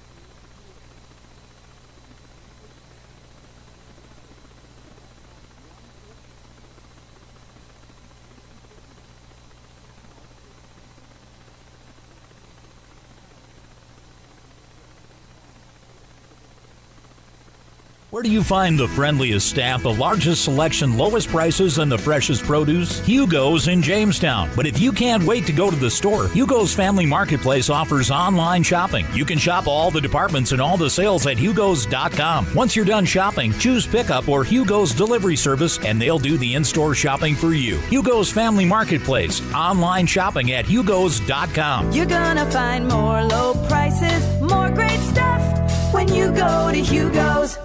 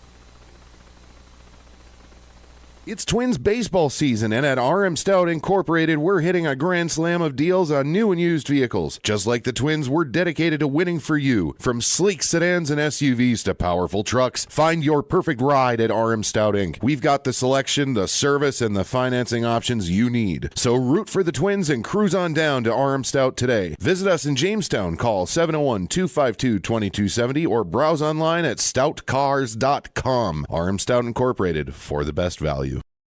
Some of us were born to farm. Some diesels, like Cenex Premium Diesel, were born to fuel. Cenex Ruby Fieldmaster comes with a more complete additive package for a more complete burn to reduce particulate matter and keep filters cleaner for longer. Fuel your equipment like a pro with Cenex Ruby Fieldmaster and leave typical number 2 diesel to the amateurs. Cenex Premium Diesel. Diesel that doesn't mess around.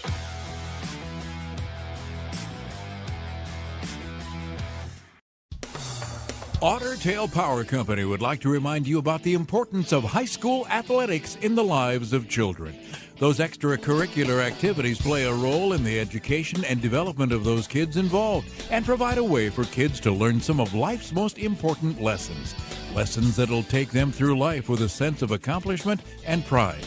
Otter Tail Power Company would like to salute those athletes, coaches, and fans who make every season one to remember. Need some custom screen printed t-shirts? Lots of t-shirts? You need originals. Originals! Or do you just need one shirt with your corporate logo for the new guy? Originals! Caps, jackets, U sizes, adult sizes, Blue Jay apparel, Jimmy apparel. You need originals. There you have it, folks. For custom printed apparel, embroidery, and work apparel, it's Originals. They can also do online stores for your sports team or business. 216 First Avenue, downtown Jamestown. Open 9 to 5 weekdays. Visit originals.com. Parents, keep your kids on track by scheduling a well child or teen visit at Essentia Health. Annual well child visits help catch potential issues early to support the healthiest future possible. In addition to thorough exams and vaccinations, our team provides valuable health and safety advice and takes time to discuss any physical or mental health concerns. Call your local Essentia Health clinic or visit essentiahealth.org to schedule a well child or teen visit today.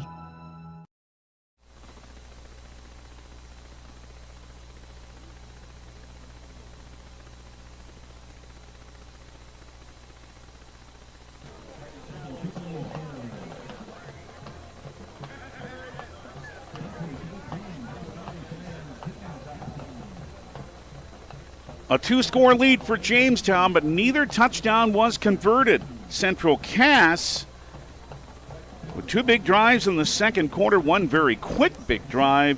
They did convert those. Central Cass has a 14-12 lead over Jamestown at halftime at Hanson Stadium on the Gunner Reel Sports scoreboard.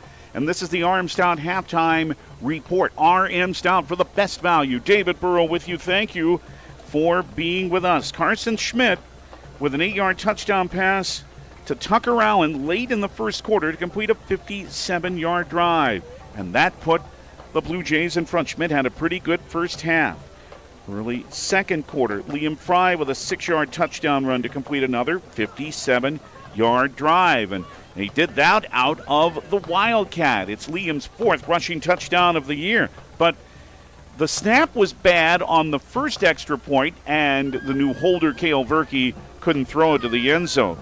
Chase Trout hit the left upright with a second one, 12-0 Jamestown. Well, then back came Central Cass. They had an 80-yard drive then to score that took over 5.5 minutes, and it ended with Brody Kegley on a 3-yard touchdown pass to Blaze Cotton on 4th and goal, and Matthew Bukow did kick the extra point, and Central Cass was within 12-7. And after a Jamestown punt, Central Cass needed only 2 plays to score on their next drive.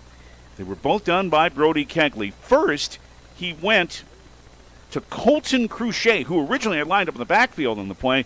Well, then he had a seam route down the right seam, 28 yards. Then on the next play, a 31-yard touchdown pass to Mason Olson. Again, the extra point by Matthew Bukow. Central Cass led 14-12. Jamestown went 3 and out. Central Cass then just knelt down for the last play of the first half. And it is Central Cass leading Jamestown at the half on the Gun and Reel Sports scoreboard by a score of 14-12 at Hanson Stadium. And coming up, we'll have some individual first half stats for you, and we'll look at some other scores coming up too. Here on Jamestown 107.1, this is the voice of the Blue Jays.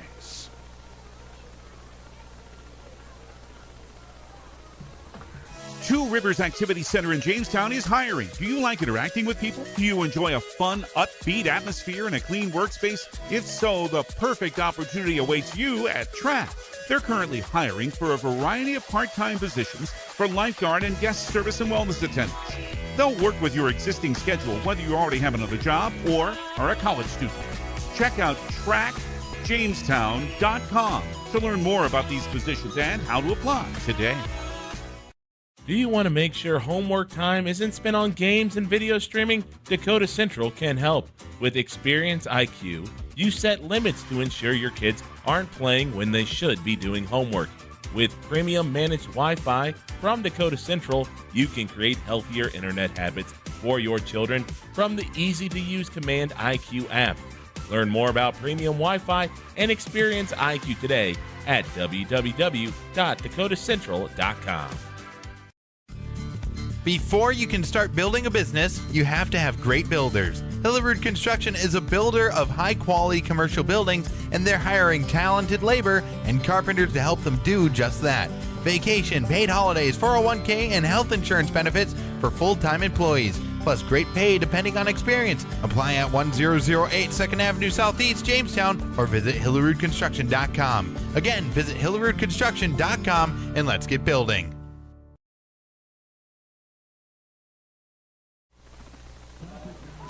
Halftime at Hanson Stadium, the Armstrong halftime report, and Central Cass has rallied for a 14-12 lead over Jamestown. A lot of offense in that first half. Central Cass ended up with 198 yards of offense, and 151 of those were in the second quarter alone. 32 rushing, but 166 passing. Brody Kegley was superb. Well, Carson Schmidt wasn't too bad either for Jamestown. 145 yards of offense for the Jays and 102 passing, 43 rushing. Time of possession in Central Cass's favor, 14:03 to 9:57.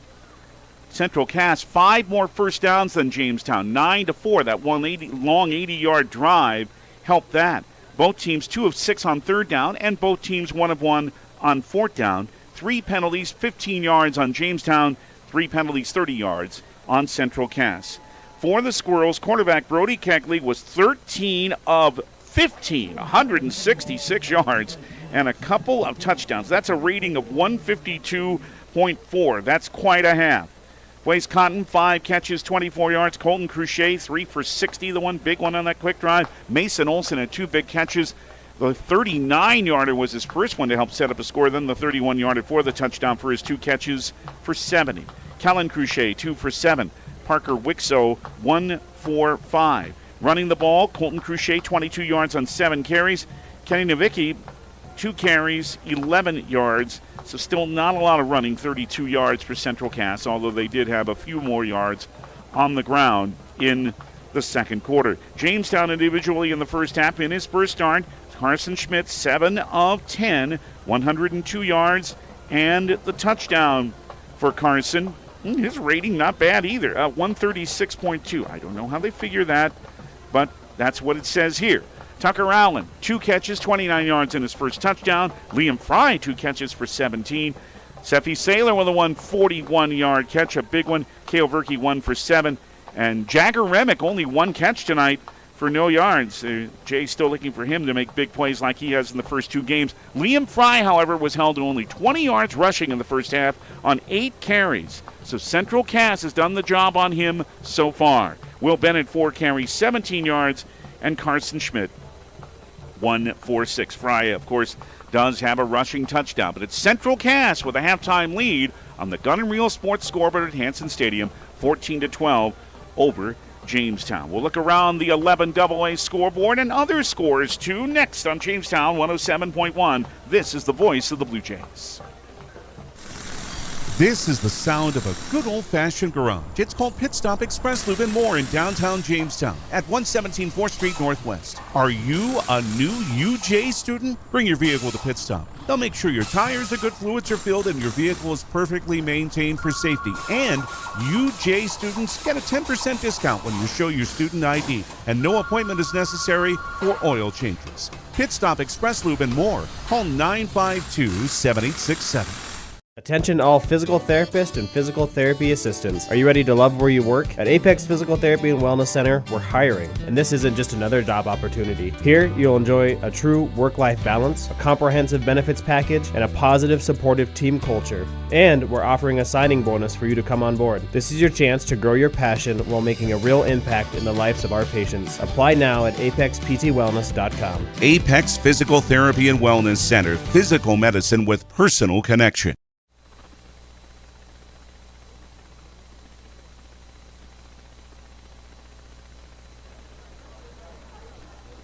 Behind quarterback Brody Kegley with his 2 touchdown passes, Central Cass leads Jamestown at Hanson Stadium at the half 14-12 on the Gunner Reel Sports scoreboard. This is the RM Stout halftime report.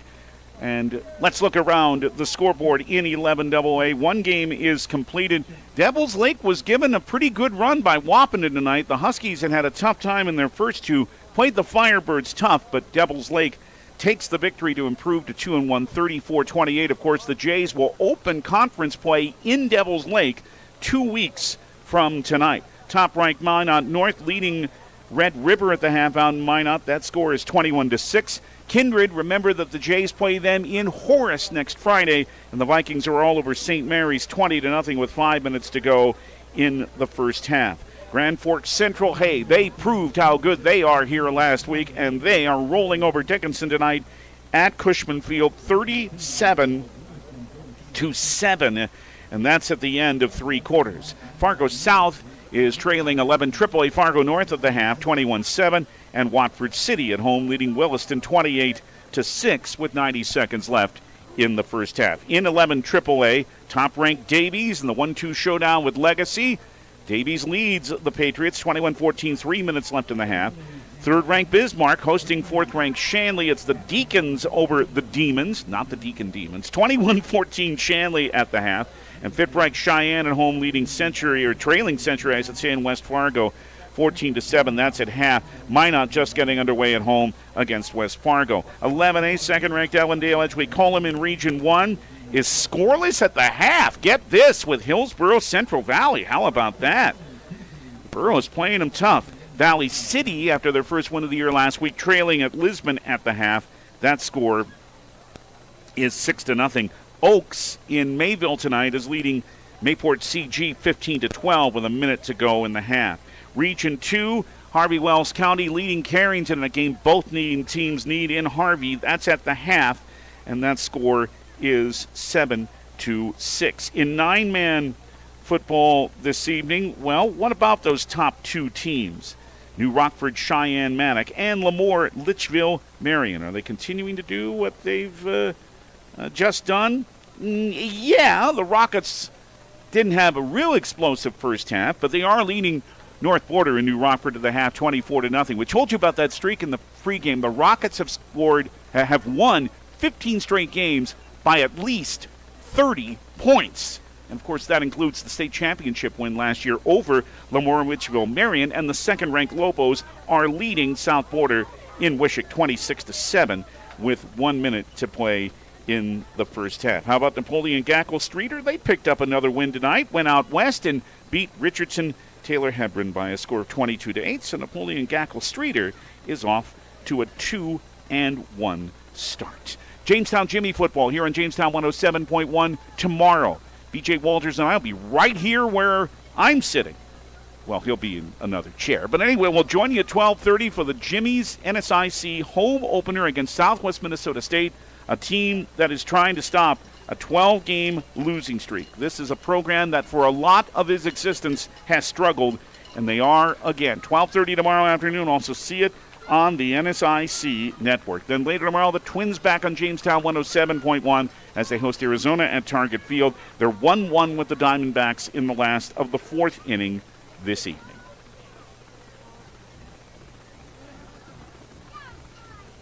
Second half is just ahead, and it will be the Blue Jays that receive the second half kickoff, but were able to complete drives early before Central Cass's defense came on later in that first half.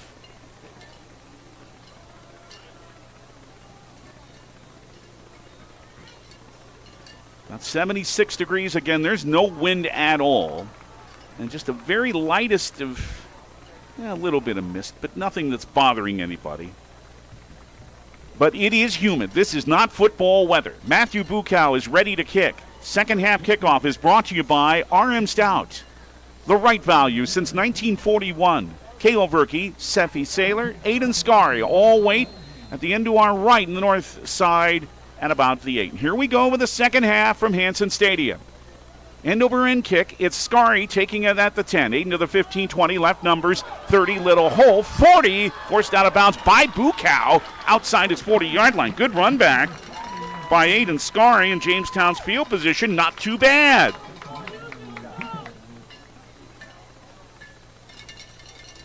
Had he moved past Bukow, it could have been a 90-yarder. As it was 35 yards. And Jamestown is at their 45, 1st and 10. Carson Schmidt, the sophomore quarterback, in his first start. Hands it to Liam Fry. Left guard spun around and down to his 47-yard line. Evan Wiersma, the big, and I mean big, nose tackle, made sure Fry was down. He's 290 pounds, 6'3".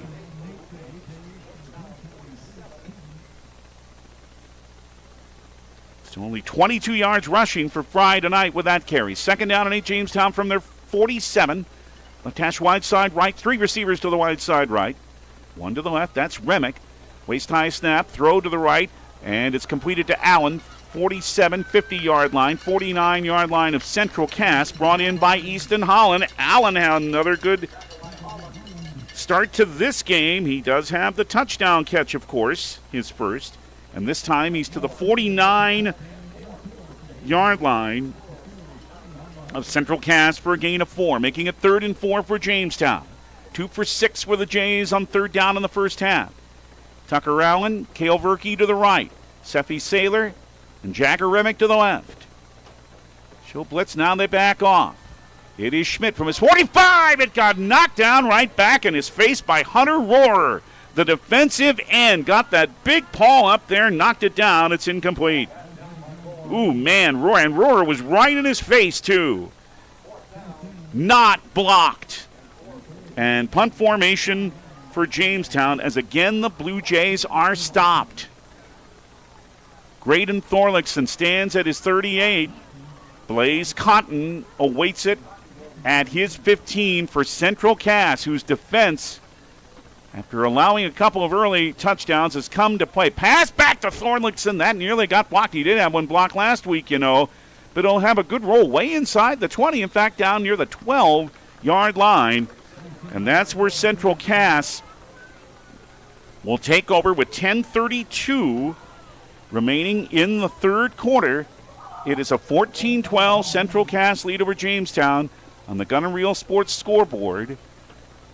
And we'd like to remind you again, they'll spot it at the 13-yard line that you can watch tonight's game. It is Johnny B's Brick House that's proud to bring you our video. Tayson Mortensen bringing you the pictures. Go to newsdakota.com, find the sports schedule, click on the link that says Jamestown 107.1 Sports YouTube channel, and you'll see it.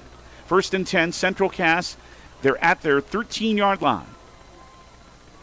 Brody Kegley, what a first half he had, 13 of 15. Hands off on the first play here. This is Colton Cruchet to his 15-16, and a big mass of blue there. He's held to a 3-yard gain. Mason Gibson was in on that stop for the Jays.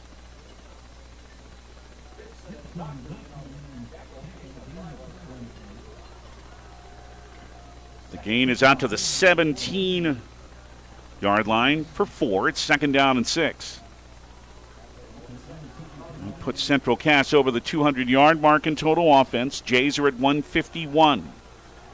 3 receivers set, 2 to the now a man in motion to the right, and that's Blaze Cotton. They hand it to Cruchet again. Colton is across the 20 and down to the 22-yard line. Again, that's Gibson in on that play. They only need about a yard now, though, to move those sticks again. Central Cass was 2 of 6 on third down in the first half. They need about exactly a yard here at the left hash from left to right. They're 3rd and 1 at their 22. 2 receivers left and 1 to the right. Pistol for Kegley. Brody hands it again. Cruchet, right guard, only to the 22. Jays were in there again, stopped him short. Cody Barrett made sure that play ended right there. And he may have gained about a half yard, but statistically, no gain. But this is close enough. If you really want to take a chance here, if you're Central Cass, I don't know that they will. Oh, they gave him forward progress all the way out near the 23. Yes, first down.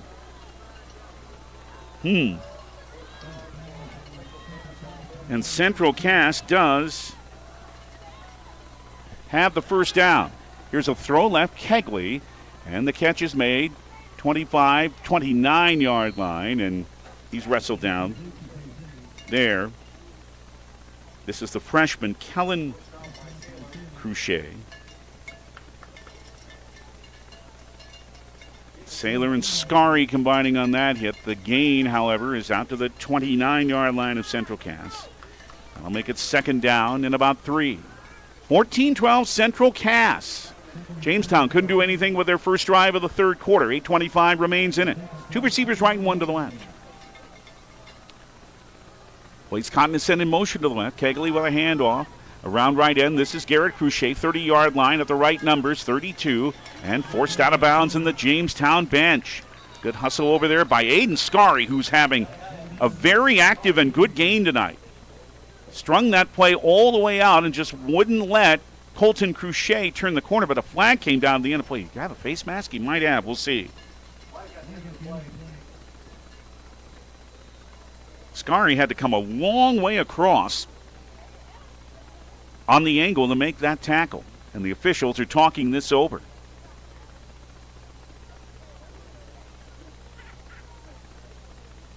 It would be close to the first down marker. Let's see what the call is here. It was a face mask, but it was called on Cruchet.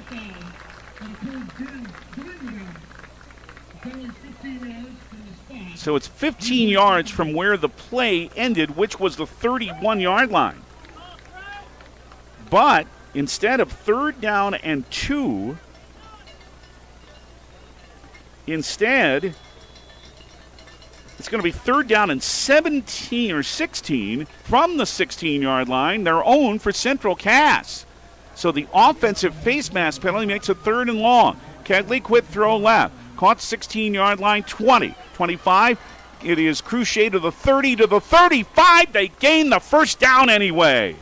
Kellen Cruchet, the freshman, able to work his way through. An 18-yard gain moves the sticks for Central Cass. Kegley said, 3rd and 16, so what? 19-yard gain. A Central Cass passing game from Kegley continues to be great. 15 of 17, 191 yards. 1st and 10, Central Cass from their 35. 2 receivers right, 1 to the left. Kegley throw right. This is Easton Holland with a catch. 38 right sideline, 40. Aiden Scary brings him down at the 41-yard line of Central Cass for a gain of 6 more.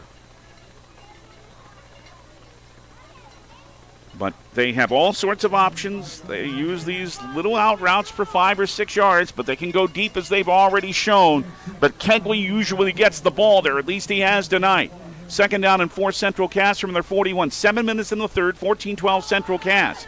This time a handoff. It's Nowicki, and he is stopped at the line of scrimmage. No, sir. Scary was in first on that play.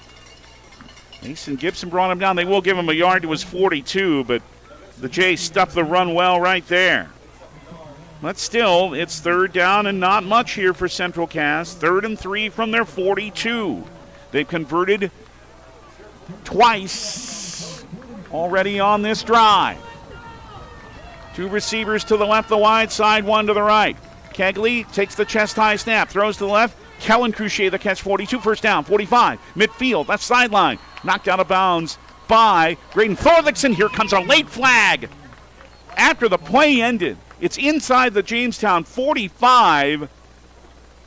Well, Thorlickson hit him. It's the gains to the 43. It's going to be a first down. Was he already out of bounds?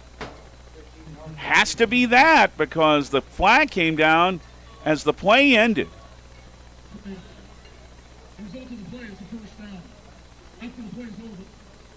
It's an unsportsmanlike conduct against Central Cass. So they're going to keep the first down, but they're going to be marched back to their own territory. So a little bit of woofing going on there.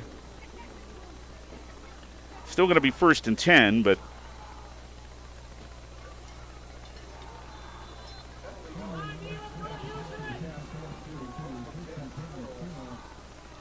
it's still going to be first down. But instead of being in Jamestown territory, they're going to be back at their 42-yard line, 1st down and 10. Kegley, a little delay handoff, right side at the 46-yard line. This is blitzed. And Zane Blix, the sophomore, has 4.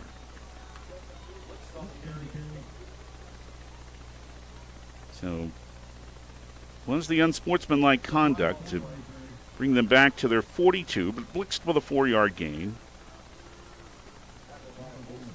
to his 46-yard line. Now it'll be 2nd down and 6. 14-12 at Central Cass on top. Around left end. And it's to Colton Cruchet, 40-yard line, 30. Right there, he's down up Jamestown. Another big run for Cruchet. Now the running game is starting to get going for Central Cass.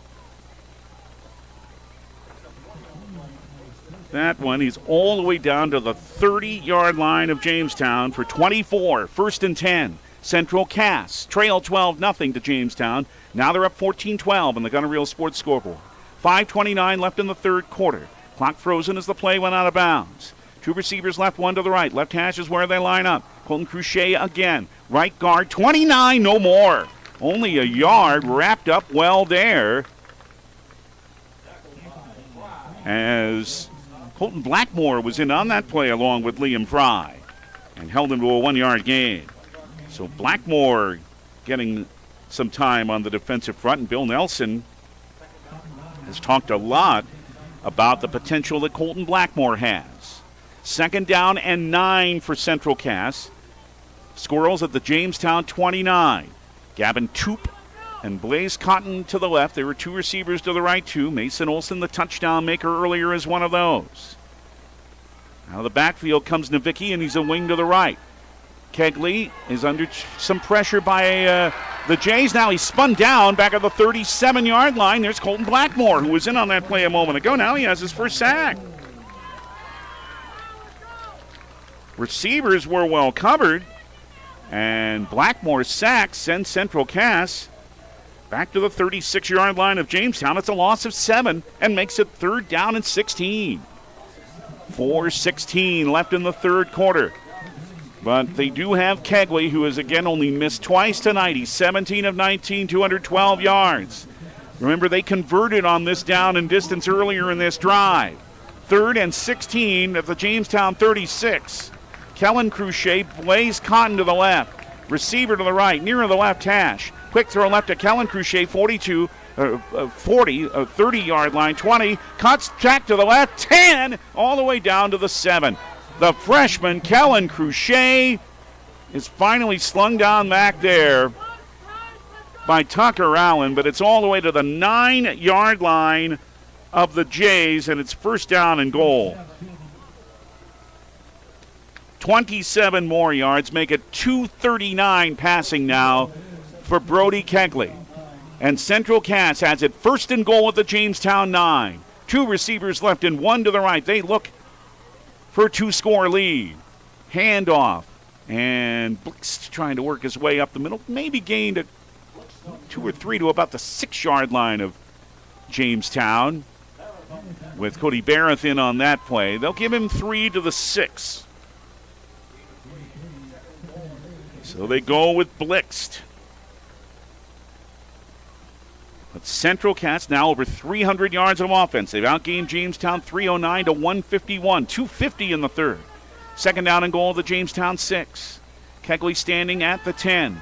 Looks to the right. He's got plenty of time now. A little bit of pressure is coming from Barrett. Throws left part of the end zone. Touchdown. Wide open is Easton Holland for his second of the year. Well, they covered a lot of them, but they didn't cover Eastern Holland in the M in Jamestown in the north end zone. The third touchdown pass of the game and 7th of the year for Brody Kegley, who's just having a fantastic night. And Central Cass with an 87-yard scoring drive on 16 plays. Matthew Bukow trying the extra point. This one missed wide to the right. But Central Cass, that makes it still a one-score lead. 2:39 left third quarter at Hanson Stadium. Now it's Central Cass 20, Jamestown 12 on the Gunner Real Sports Scoreboard on Jamestown 107.1. This is the voice of the Blue Jays.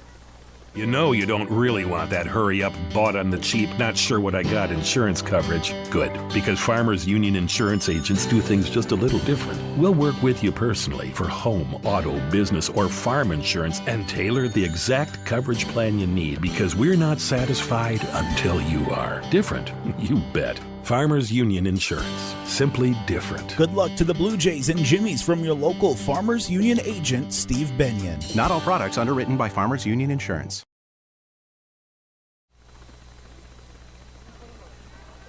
A 16-play, 87-yard scoring drive for Central Cass. Oh, boy, it took a lot of this third quarter. And Matthew Bukow will kick. 20-12, Central Cass in front. They scored the last 20. It comes back to Scary at his 8. Left seam 15-20. Scary to his 25. Around a block, out of bounds, outside his 30, down to the 31-yard line. By Aiden Scary. So now, Jamestown will start from their 31-yard line. And it's not going to be at the 31, a block in the back on Jamestown. Ooh, that'll cost him some field position. That was a 7-minute and 53-second drive. Well, it's going to be back at the 15-yard line, not the 31.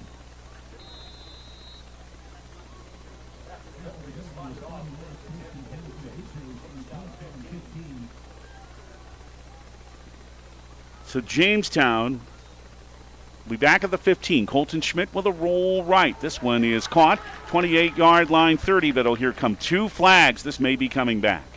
Down at the 35-yard line, Giuseppe Saylor, but this one's coming back. Another Jamestown penalty.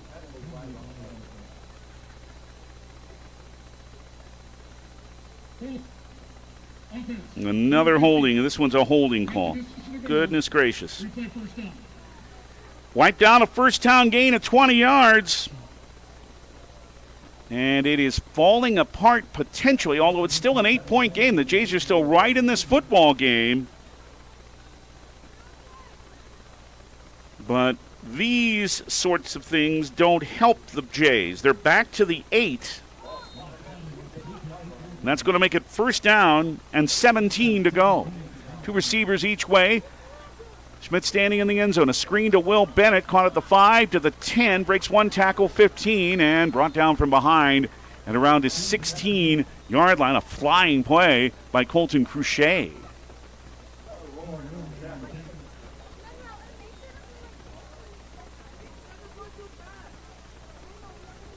So Bennett catches the screen pass, and it's down to the 16-yard line of Jamestown. And it's 2nd down and 9. 3 receivers to the left for Schmidt. And Carson looking long left. Turned around, deflected, intercepted. At the 37-yard line, this is Holland. Cuts left at the 20-yard line. Here comes a flag. 10, tackle broken 5. He's down to the 3. Maybe a block in the back, but Central Cass has the first turnover by either team in this game, and a ball that was a little bit overthrown again by Carson Schmidt, and Will Bennett is not quite up yet. Central Cass is going to have the football. The interception was made by Holland. That's the 3rd one for Central Cass this season.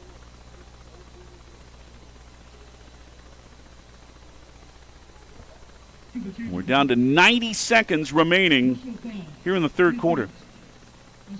A face mask was called here on Central Cass, and I think it happened on Bennett and really jerked his head around. That's why Will is still down.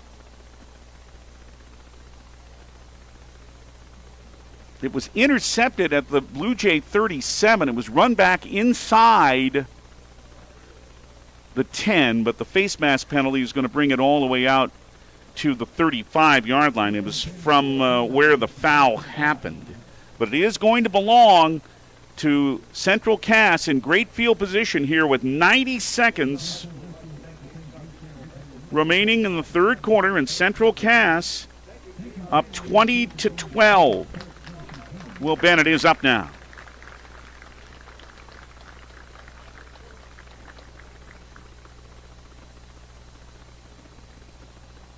And walking off. But yeah, must have really gotten his head jerked around. But Central Cass has the football back. Carson Schmidt with a touchdown pass to Tucker Allen for Jamestown in the 1st quarter. Liam Fry, a touchdown run in the 2nd quarter. Both extra points that didn't go, 12-0 Jamestown. Then Central Cass, Brody Kegley, a touchdown pass to Blaze Cotton, another one to Mason Olson in the 3rd. In the 2nd quarter, and now after an 87-yard drive, Kegley to Holland for the latest score, and now Central Cass has it back.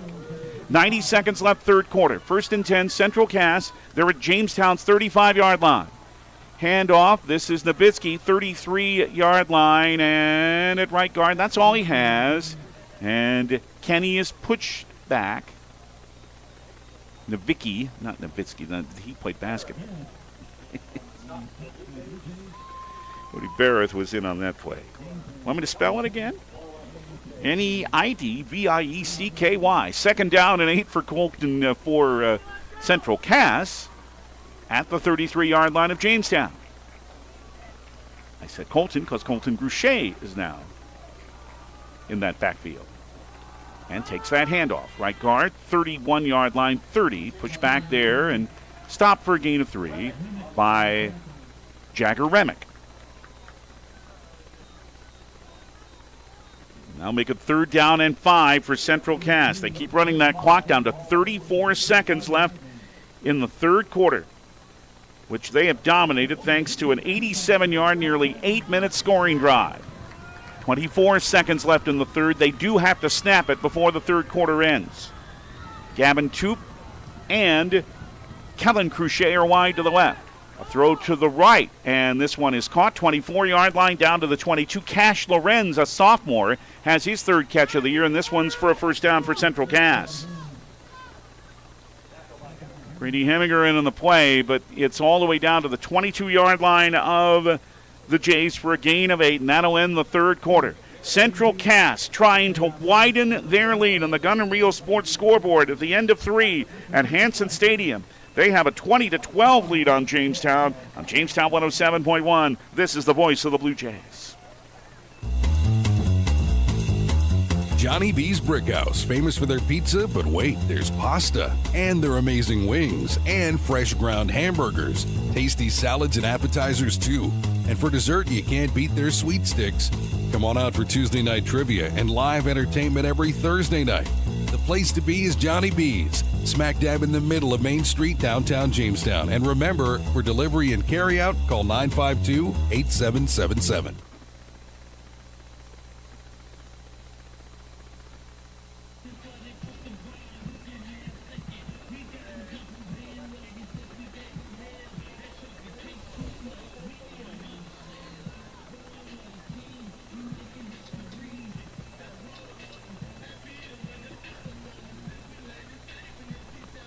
20-12. Central Cass with the lead as the fourth quarter begins at Hanson Stadium. David Burrow with you. 328 yards for Central Cass now. 159 for Jamestown. Again, that enormous drive of 7 minutes and nearly 8 minutes. 7:58, the 87-yard drive that extended the lead to 8. But after Carson Schmidt's second interception in as many weeks, and then a first down, Central Cass is at the Jamestown 22. Now moving from right to left, from north to south at Hanson Stadium.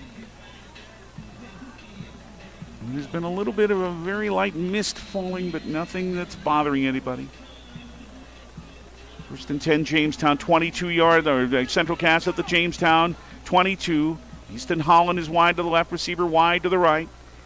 Hand off to the 21-yard line. Colton Cruchet is stopped after only a yard gain. And that's by Jagger Remick to make it second down and 9 at the Jamestown 21. Boy, it's up to the Jays defense to make a stop here. They haven't been able to do that lately after they did early in the game. Kellen Cruchet wide to the right. Again, it's Easton Holland wide to the left. Two setbacks here. They have Cotton in the backfield along with Colton Cruchet. And a fake to Cruchet throw left to Cotton. Caught at 25 of Jamestown 20. 15-yard line. And brought down there. Third and short. Aiden Scarian on yet another play. And Cotton is a little slow to get up now. And they'll have to tend to Blaze Cotton. They'll mark it at the 15-yard line now of Jamestown, and that'll make it third down and 4. So while we have this little chance, let's tell you again about other scores. In 11 AA in this third week of play. And as we told you earlier, it was Devil's Lake improving to 2-1. They defeated Wahpeton 34-28. Grand Forks Central improves to 3-0. That's, as we mentioned last week, the first time since 2004 they'd started 2-0. They started 3-0 that year too. And they win at home tonight at Cushman Field over Dickinson by a score of 44-21. Kindred is leading St. Mary's and Bismarck at the half. All Vikings 27-0. Minot North over Red River 28-0, and Minot with 4 to go in the third. Fargo South is trailing Fargo North at the half 21-6. Watford City over Williston 41-6 with 5 minutes to go in the third. Blaze Cotton up and off the field. Central Cass offense back on with 11:07 left. 3rd and 3 is what they face here at the 15-yard line of Jamestown. 7 of 11 Central Cass on third down. Two receivers to the left. Hand to Kellen Cruchet. Spins off a tackle, 10-yard line. Cuts through, 5, end zone. Touchdown, Central Cass. Not only is it another third down conversion, this one's a rushing touchdown. The third of the year with some spin moves by Colton Cruchet. And Central Cass has now scored the last 26.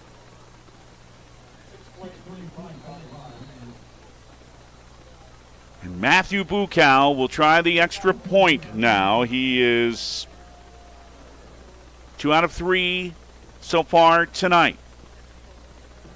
Plays Cotton back in there to hold. Snap is high, but Cotton put it down. And Bukow picked it through. 10:56 left, fourth quarter at Hanson Stadium. And now the task is ever tougher for Jamestown. They've got a real sports scoreboard. They trail Central Cass 27-12 on Jamestown 107.1. This is the voice of the Blue Jays.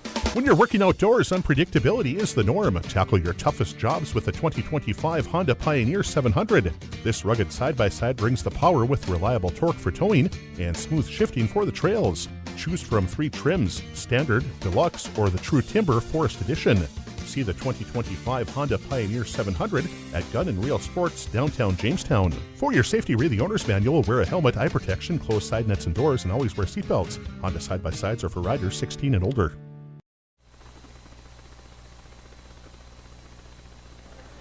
Short drive after the interception, 35 yards and 7 plays, ends with a Colton Cruchet touchdown, and that's followed by a Matthew Bucal kickoff. It's Scary with another one at the 10, left numbers 20, 25, and cut down near the 26.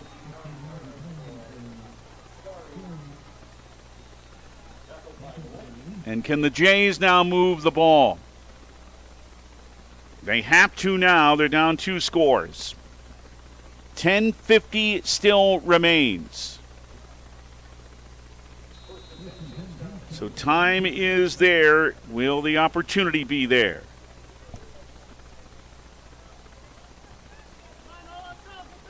First and 10, Jamestown. They're at their 26. Carson Schmidt, the sophomore quarterback, with a throw to the right. Allen, little juggle. He still is able to make the catch, but he is spilled after only a 1-yard gain by Lane Watterson from the secondary.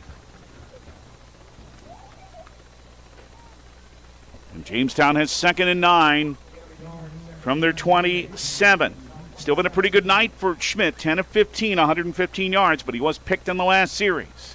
2nd and 9, Blue Jays from their 27, and an 11th player on very late for Central Cass, and that'll force Tommy Butler to call his first Hillary Construction timeout of the second half.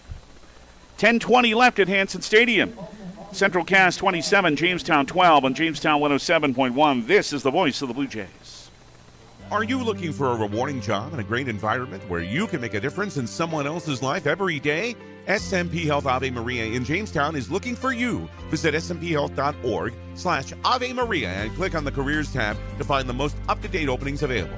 smthealth.org/Ave Maria. They're currently looking for nurses, housekeepers, CNAs, and universal assistants. Be sure to visit the website if you're interested and qualified for any of the positions that are open at smthealth.org/Ave Maria.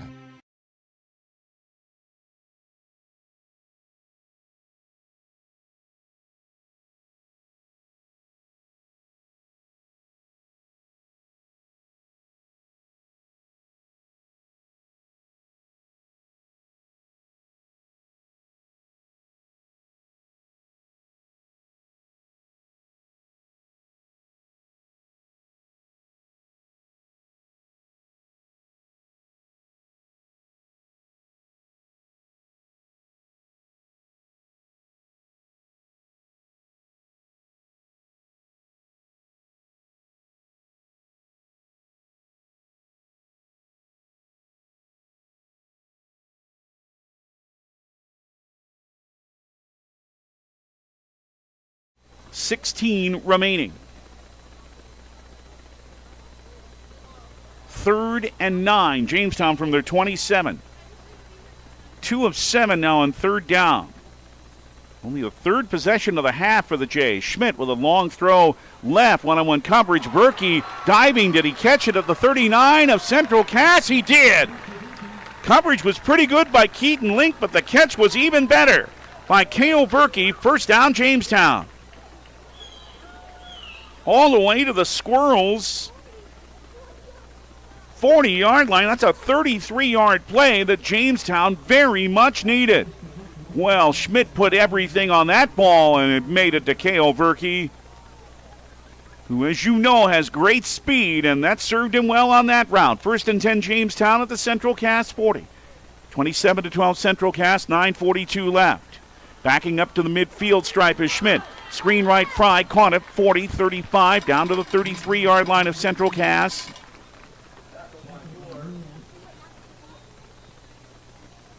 As it was Grady Mueller in on that play. They spotted to the 32-yard line of the Squirrels. It's 2nd down and 2, an 8-yard gain. 9:13, still a lot of time left. Jamestown needs points on this drive, and preferably 6, 7, or 8. Hand to Fry around left end 30, 25 on the first down. Mueller has his hands around his hips, but Fry has still made it to the 24-yard line of Central Cass for Jamestown. Just their 6th first down of this game. Central Cass has 17. First down, Jamestown. 1st and 10 of the Central Cass 24. 2 receivers left, 1 to the right, near the right hash.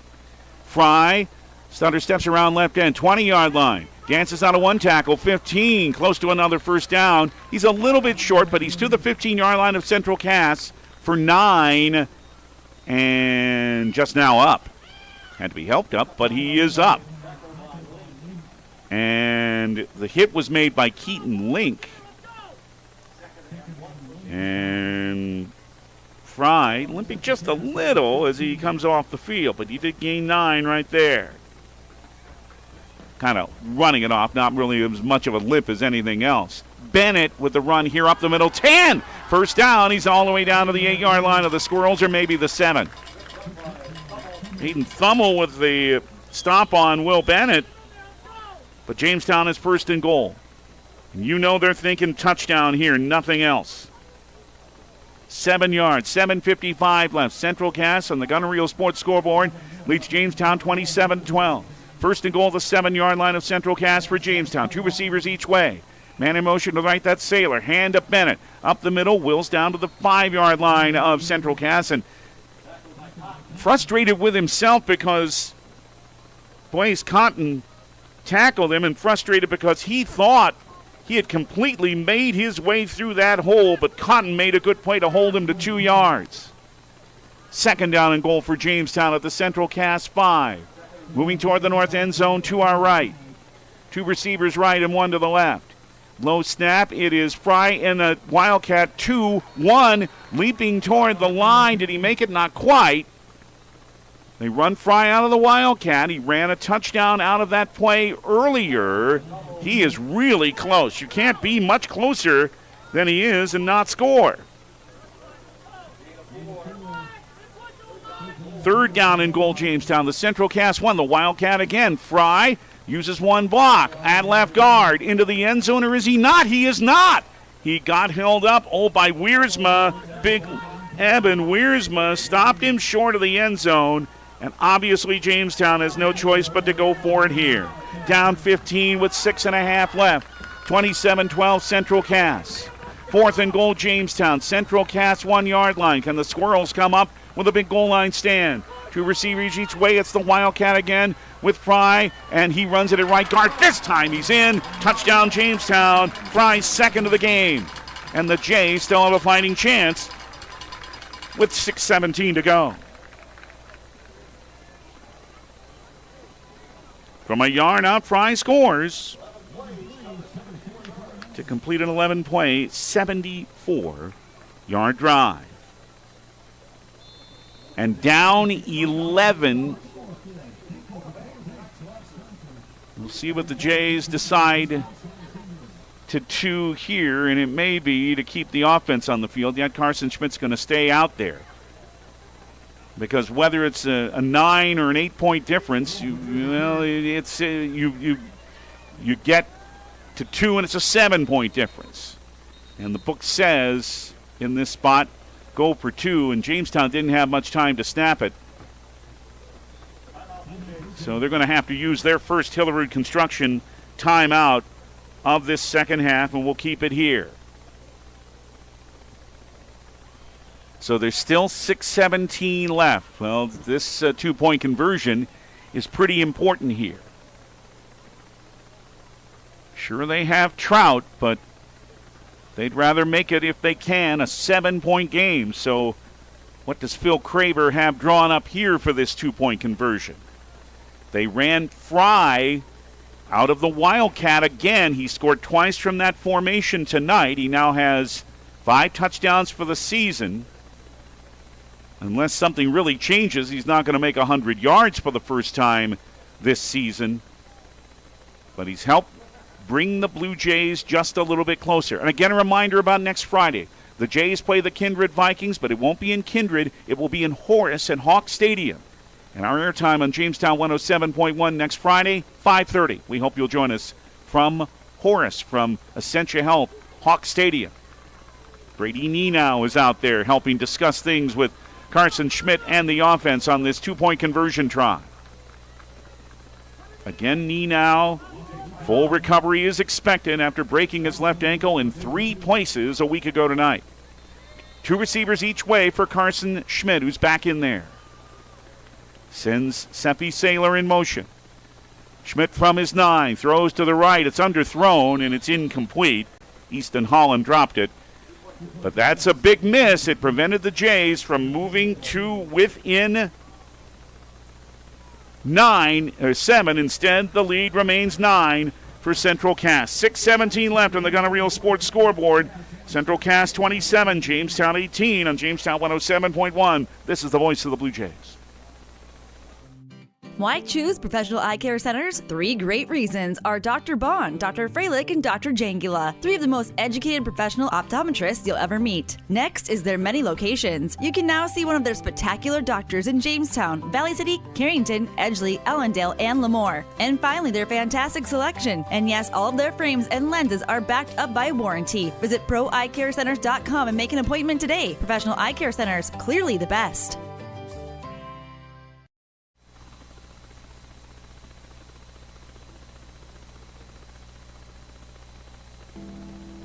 Still 6:17 left. You wouldn't think there'd be an onside kick here.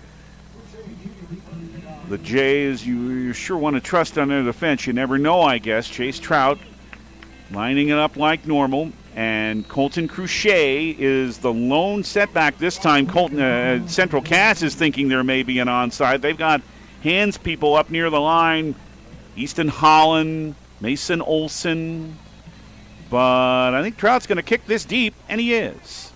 In fact, it sends Cruchet back to his 4. Colton to the 10, right sideline 15, and forced out of bounds near his 20 by Brady Anderson.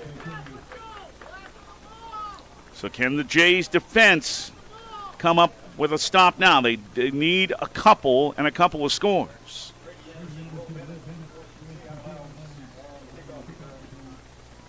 And it'll be at the 19-yard line where Central Cass starts. But it does put Mr. Kegley back in the field. The junior quarterback, Brody Kegley, is 21 of 23 for 259 yards tonight. Just out there now is Gavin Toop, and he is sent wide to the left. They still have 10 to snap. 1st and 10 Central Cass from their 19. It is a throw to the left, and it is behind Toop and incomplete, and he was covered well, too, by Braden Heminger. And it's 2nd down and 10. Toop. T-O-O-P, but the young man pronounces it Toop. 6:09 still to play. So that's only the 3rd incompletion, as we say, for Kegley. Now 21 of 24. Tope. Again, a slot to the left. Easton Holland wide to the left. On 2nd and 10, Central Cass from the 19. Receiver to the right.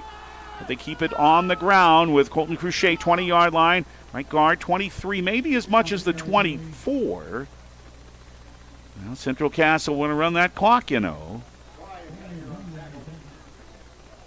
Liam Fry was in first in the play. He's seen a little more time defensively tonight. Now Central Cass is 3rd and 5 from their 24.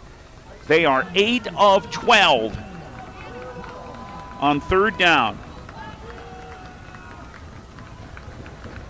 In fact, they've converted their last 6. 3 receivers set, 2 to the right.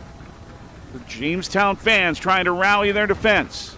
Hand off Cruchet up the middle, 25, cuts right, 28, 1st down, 30-yard line. 31 of Jamestown, and he's down by Thorlickson, but, oh man, every one of those 1st downs now is hurtful for Jamestown. Cruchet is out to his 32 for a gain of 8, 5:10 left. Jamestown still has a couple of timeouts. 27-18 Central Cass with the lead in the ball.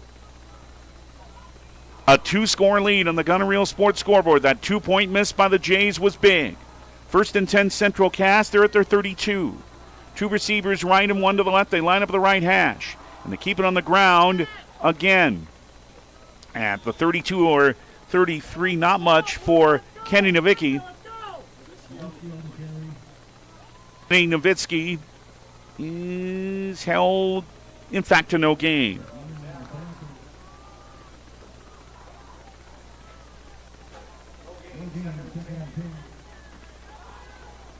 Central Cass at their 32, down to 4:23 left. 2 receivers to the right and 1 to the left, but I think you know what's coming here. At least you would expect it, even on 2nd and 10. Central Cass sees that clock down to nearly 4 minutes to play with a 9-point lead. No, a throw to the right by Kegley. Shows you what I know. It's a modest gain for Kellen Cruchet, only a couple to his 34 as he's brought in by Seppi Saylor.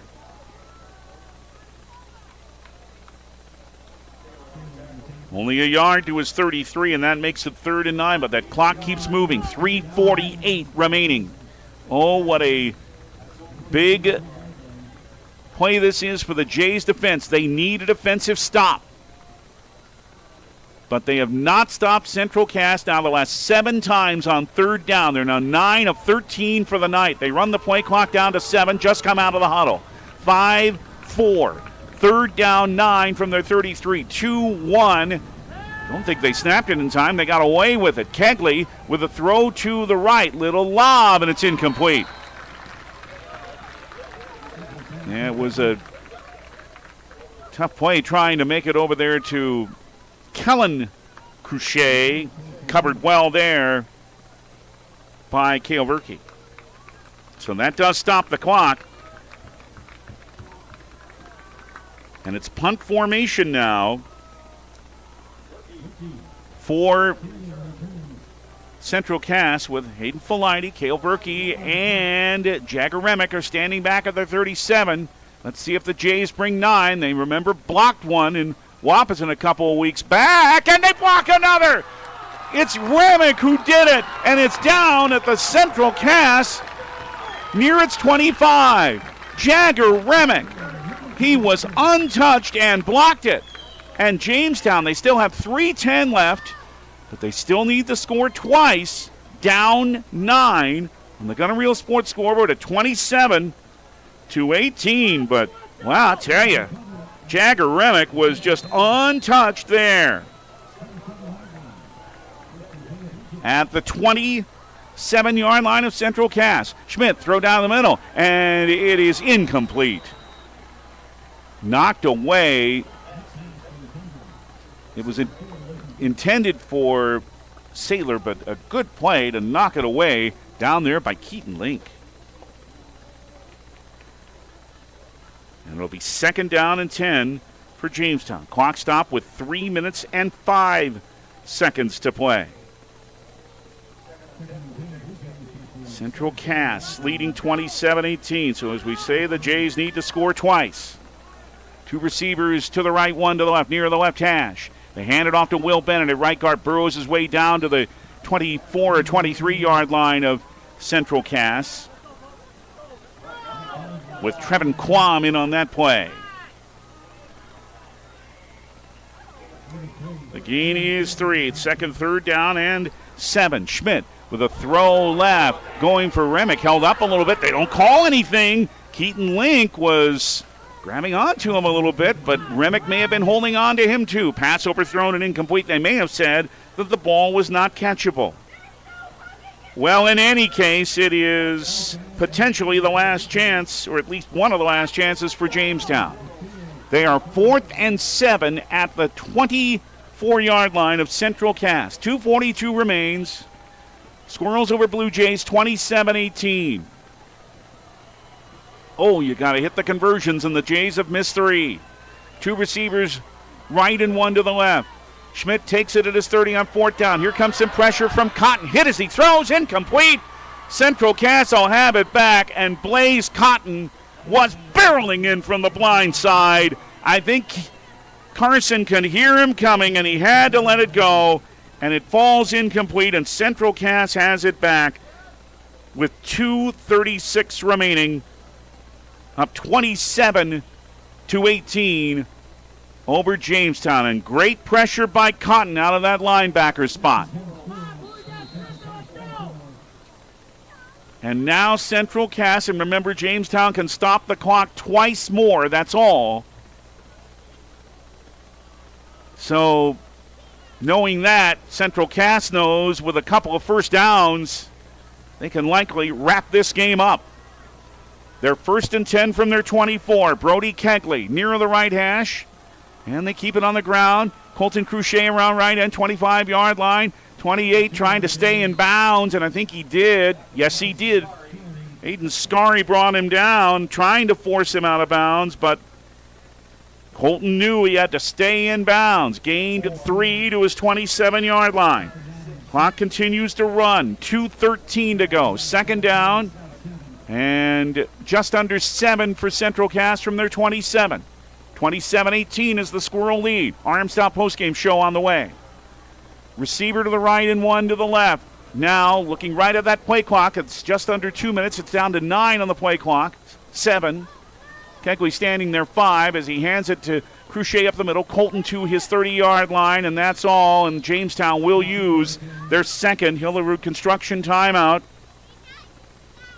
We'll keep it here with 1:46 remaining.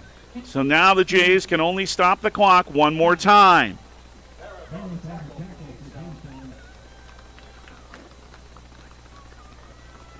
So this is an absolute must-stop now for the Jays. But they know what's coming. They know they will keep it on the ground, and probably with the senior, Colton Cruchet, who has averaged 83 in his first couple of games of 25. But tonight, he's over a 100-yard rusher with 107 yards on 19 carries. And Central Cass knows here now that only 4 more yards and a first down move them a lot closer to winning this football game. Jays, after huddling with Bill Nelson, defensive coordinator Tyler Shrink back on the field. Central Cass is 3rd and 4 from their 30. 9 of 14 on third down. Their streak got snapped a bit ago. They had converted 7 in a row. Low snap, handed around left end. Cruchet, 35, first down to the 38, and Jamestown's fate is very close now to being sealed. Braden Henniger made the stop, but Colton Cruchet has given what's close to a clinching first down for Central Cass out to his 38. 1:28 left, and yeah, even with a timeout, I don't think there's anything Jamestown can do now. Big passes and a fine running game. Colton Cruchet doing it, and Central Cass near the 400-yard mark of offense. Down to 1:09 left and 3 in the play clock. Another handoff to Cruchet. Around right end, Hemiger brings him down at the 40, held him to a yard gain. Now just under 1 minute to play. And Jamestown, I think, knows now there is really nothing that can be done, so not really bothering with that final timeout. 40 seconds left. If they don't use it, indeed, Central Cass just has to snap the ball one more time, and they'll head back to Castleton with what's ended up being a pretty hard-earned victory. Kegley looking at the play clock. It's down to 6, 27 seconds left. He just kneels down, and that'll be it. And he has the ball on the last play after he had a brilliant night passing the ball. Well, Jamestown was able to complete drives. Lack of conversions missed, but a combination of quick drives and long drives by Central Cass. And the Squirrels come away with their second win of the year. And tonight's final score on the Gun and Reel Sports scoreboard, the Central Cass Squirrels 27, the Jamestown Blue Jays 18. Central Cass now 2-1. Jamestown with their second straight loss now at 1-2. Stay with us, please, because our RM Stout postgame show is next for you from Hanson Stadium on Jamestown 107.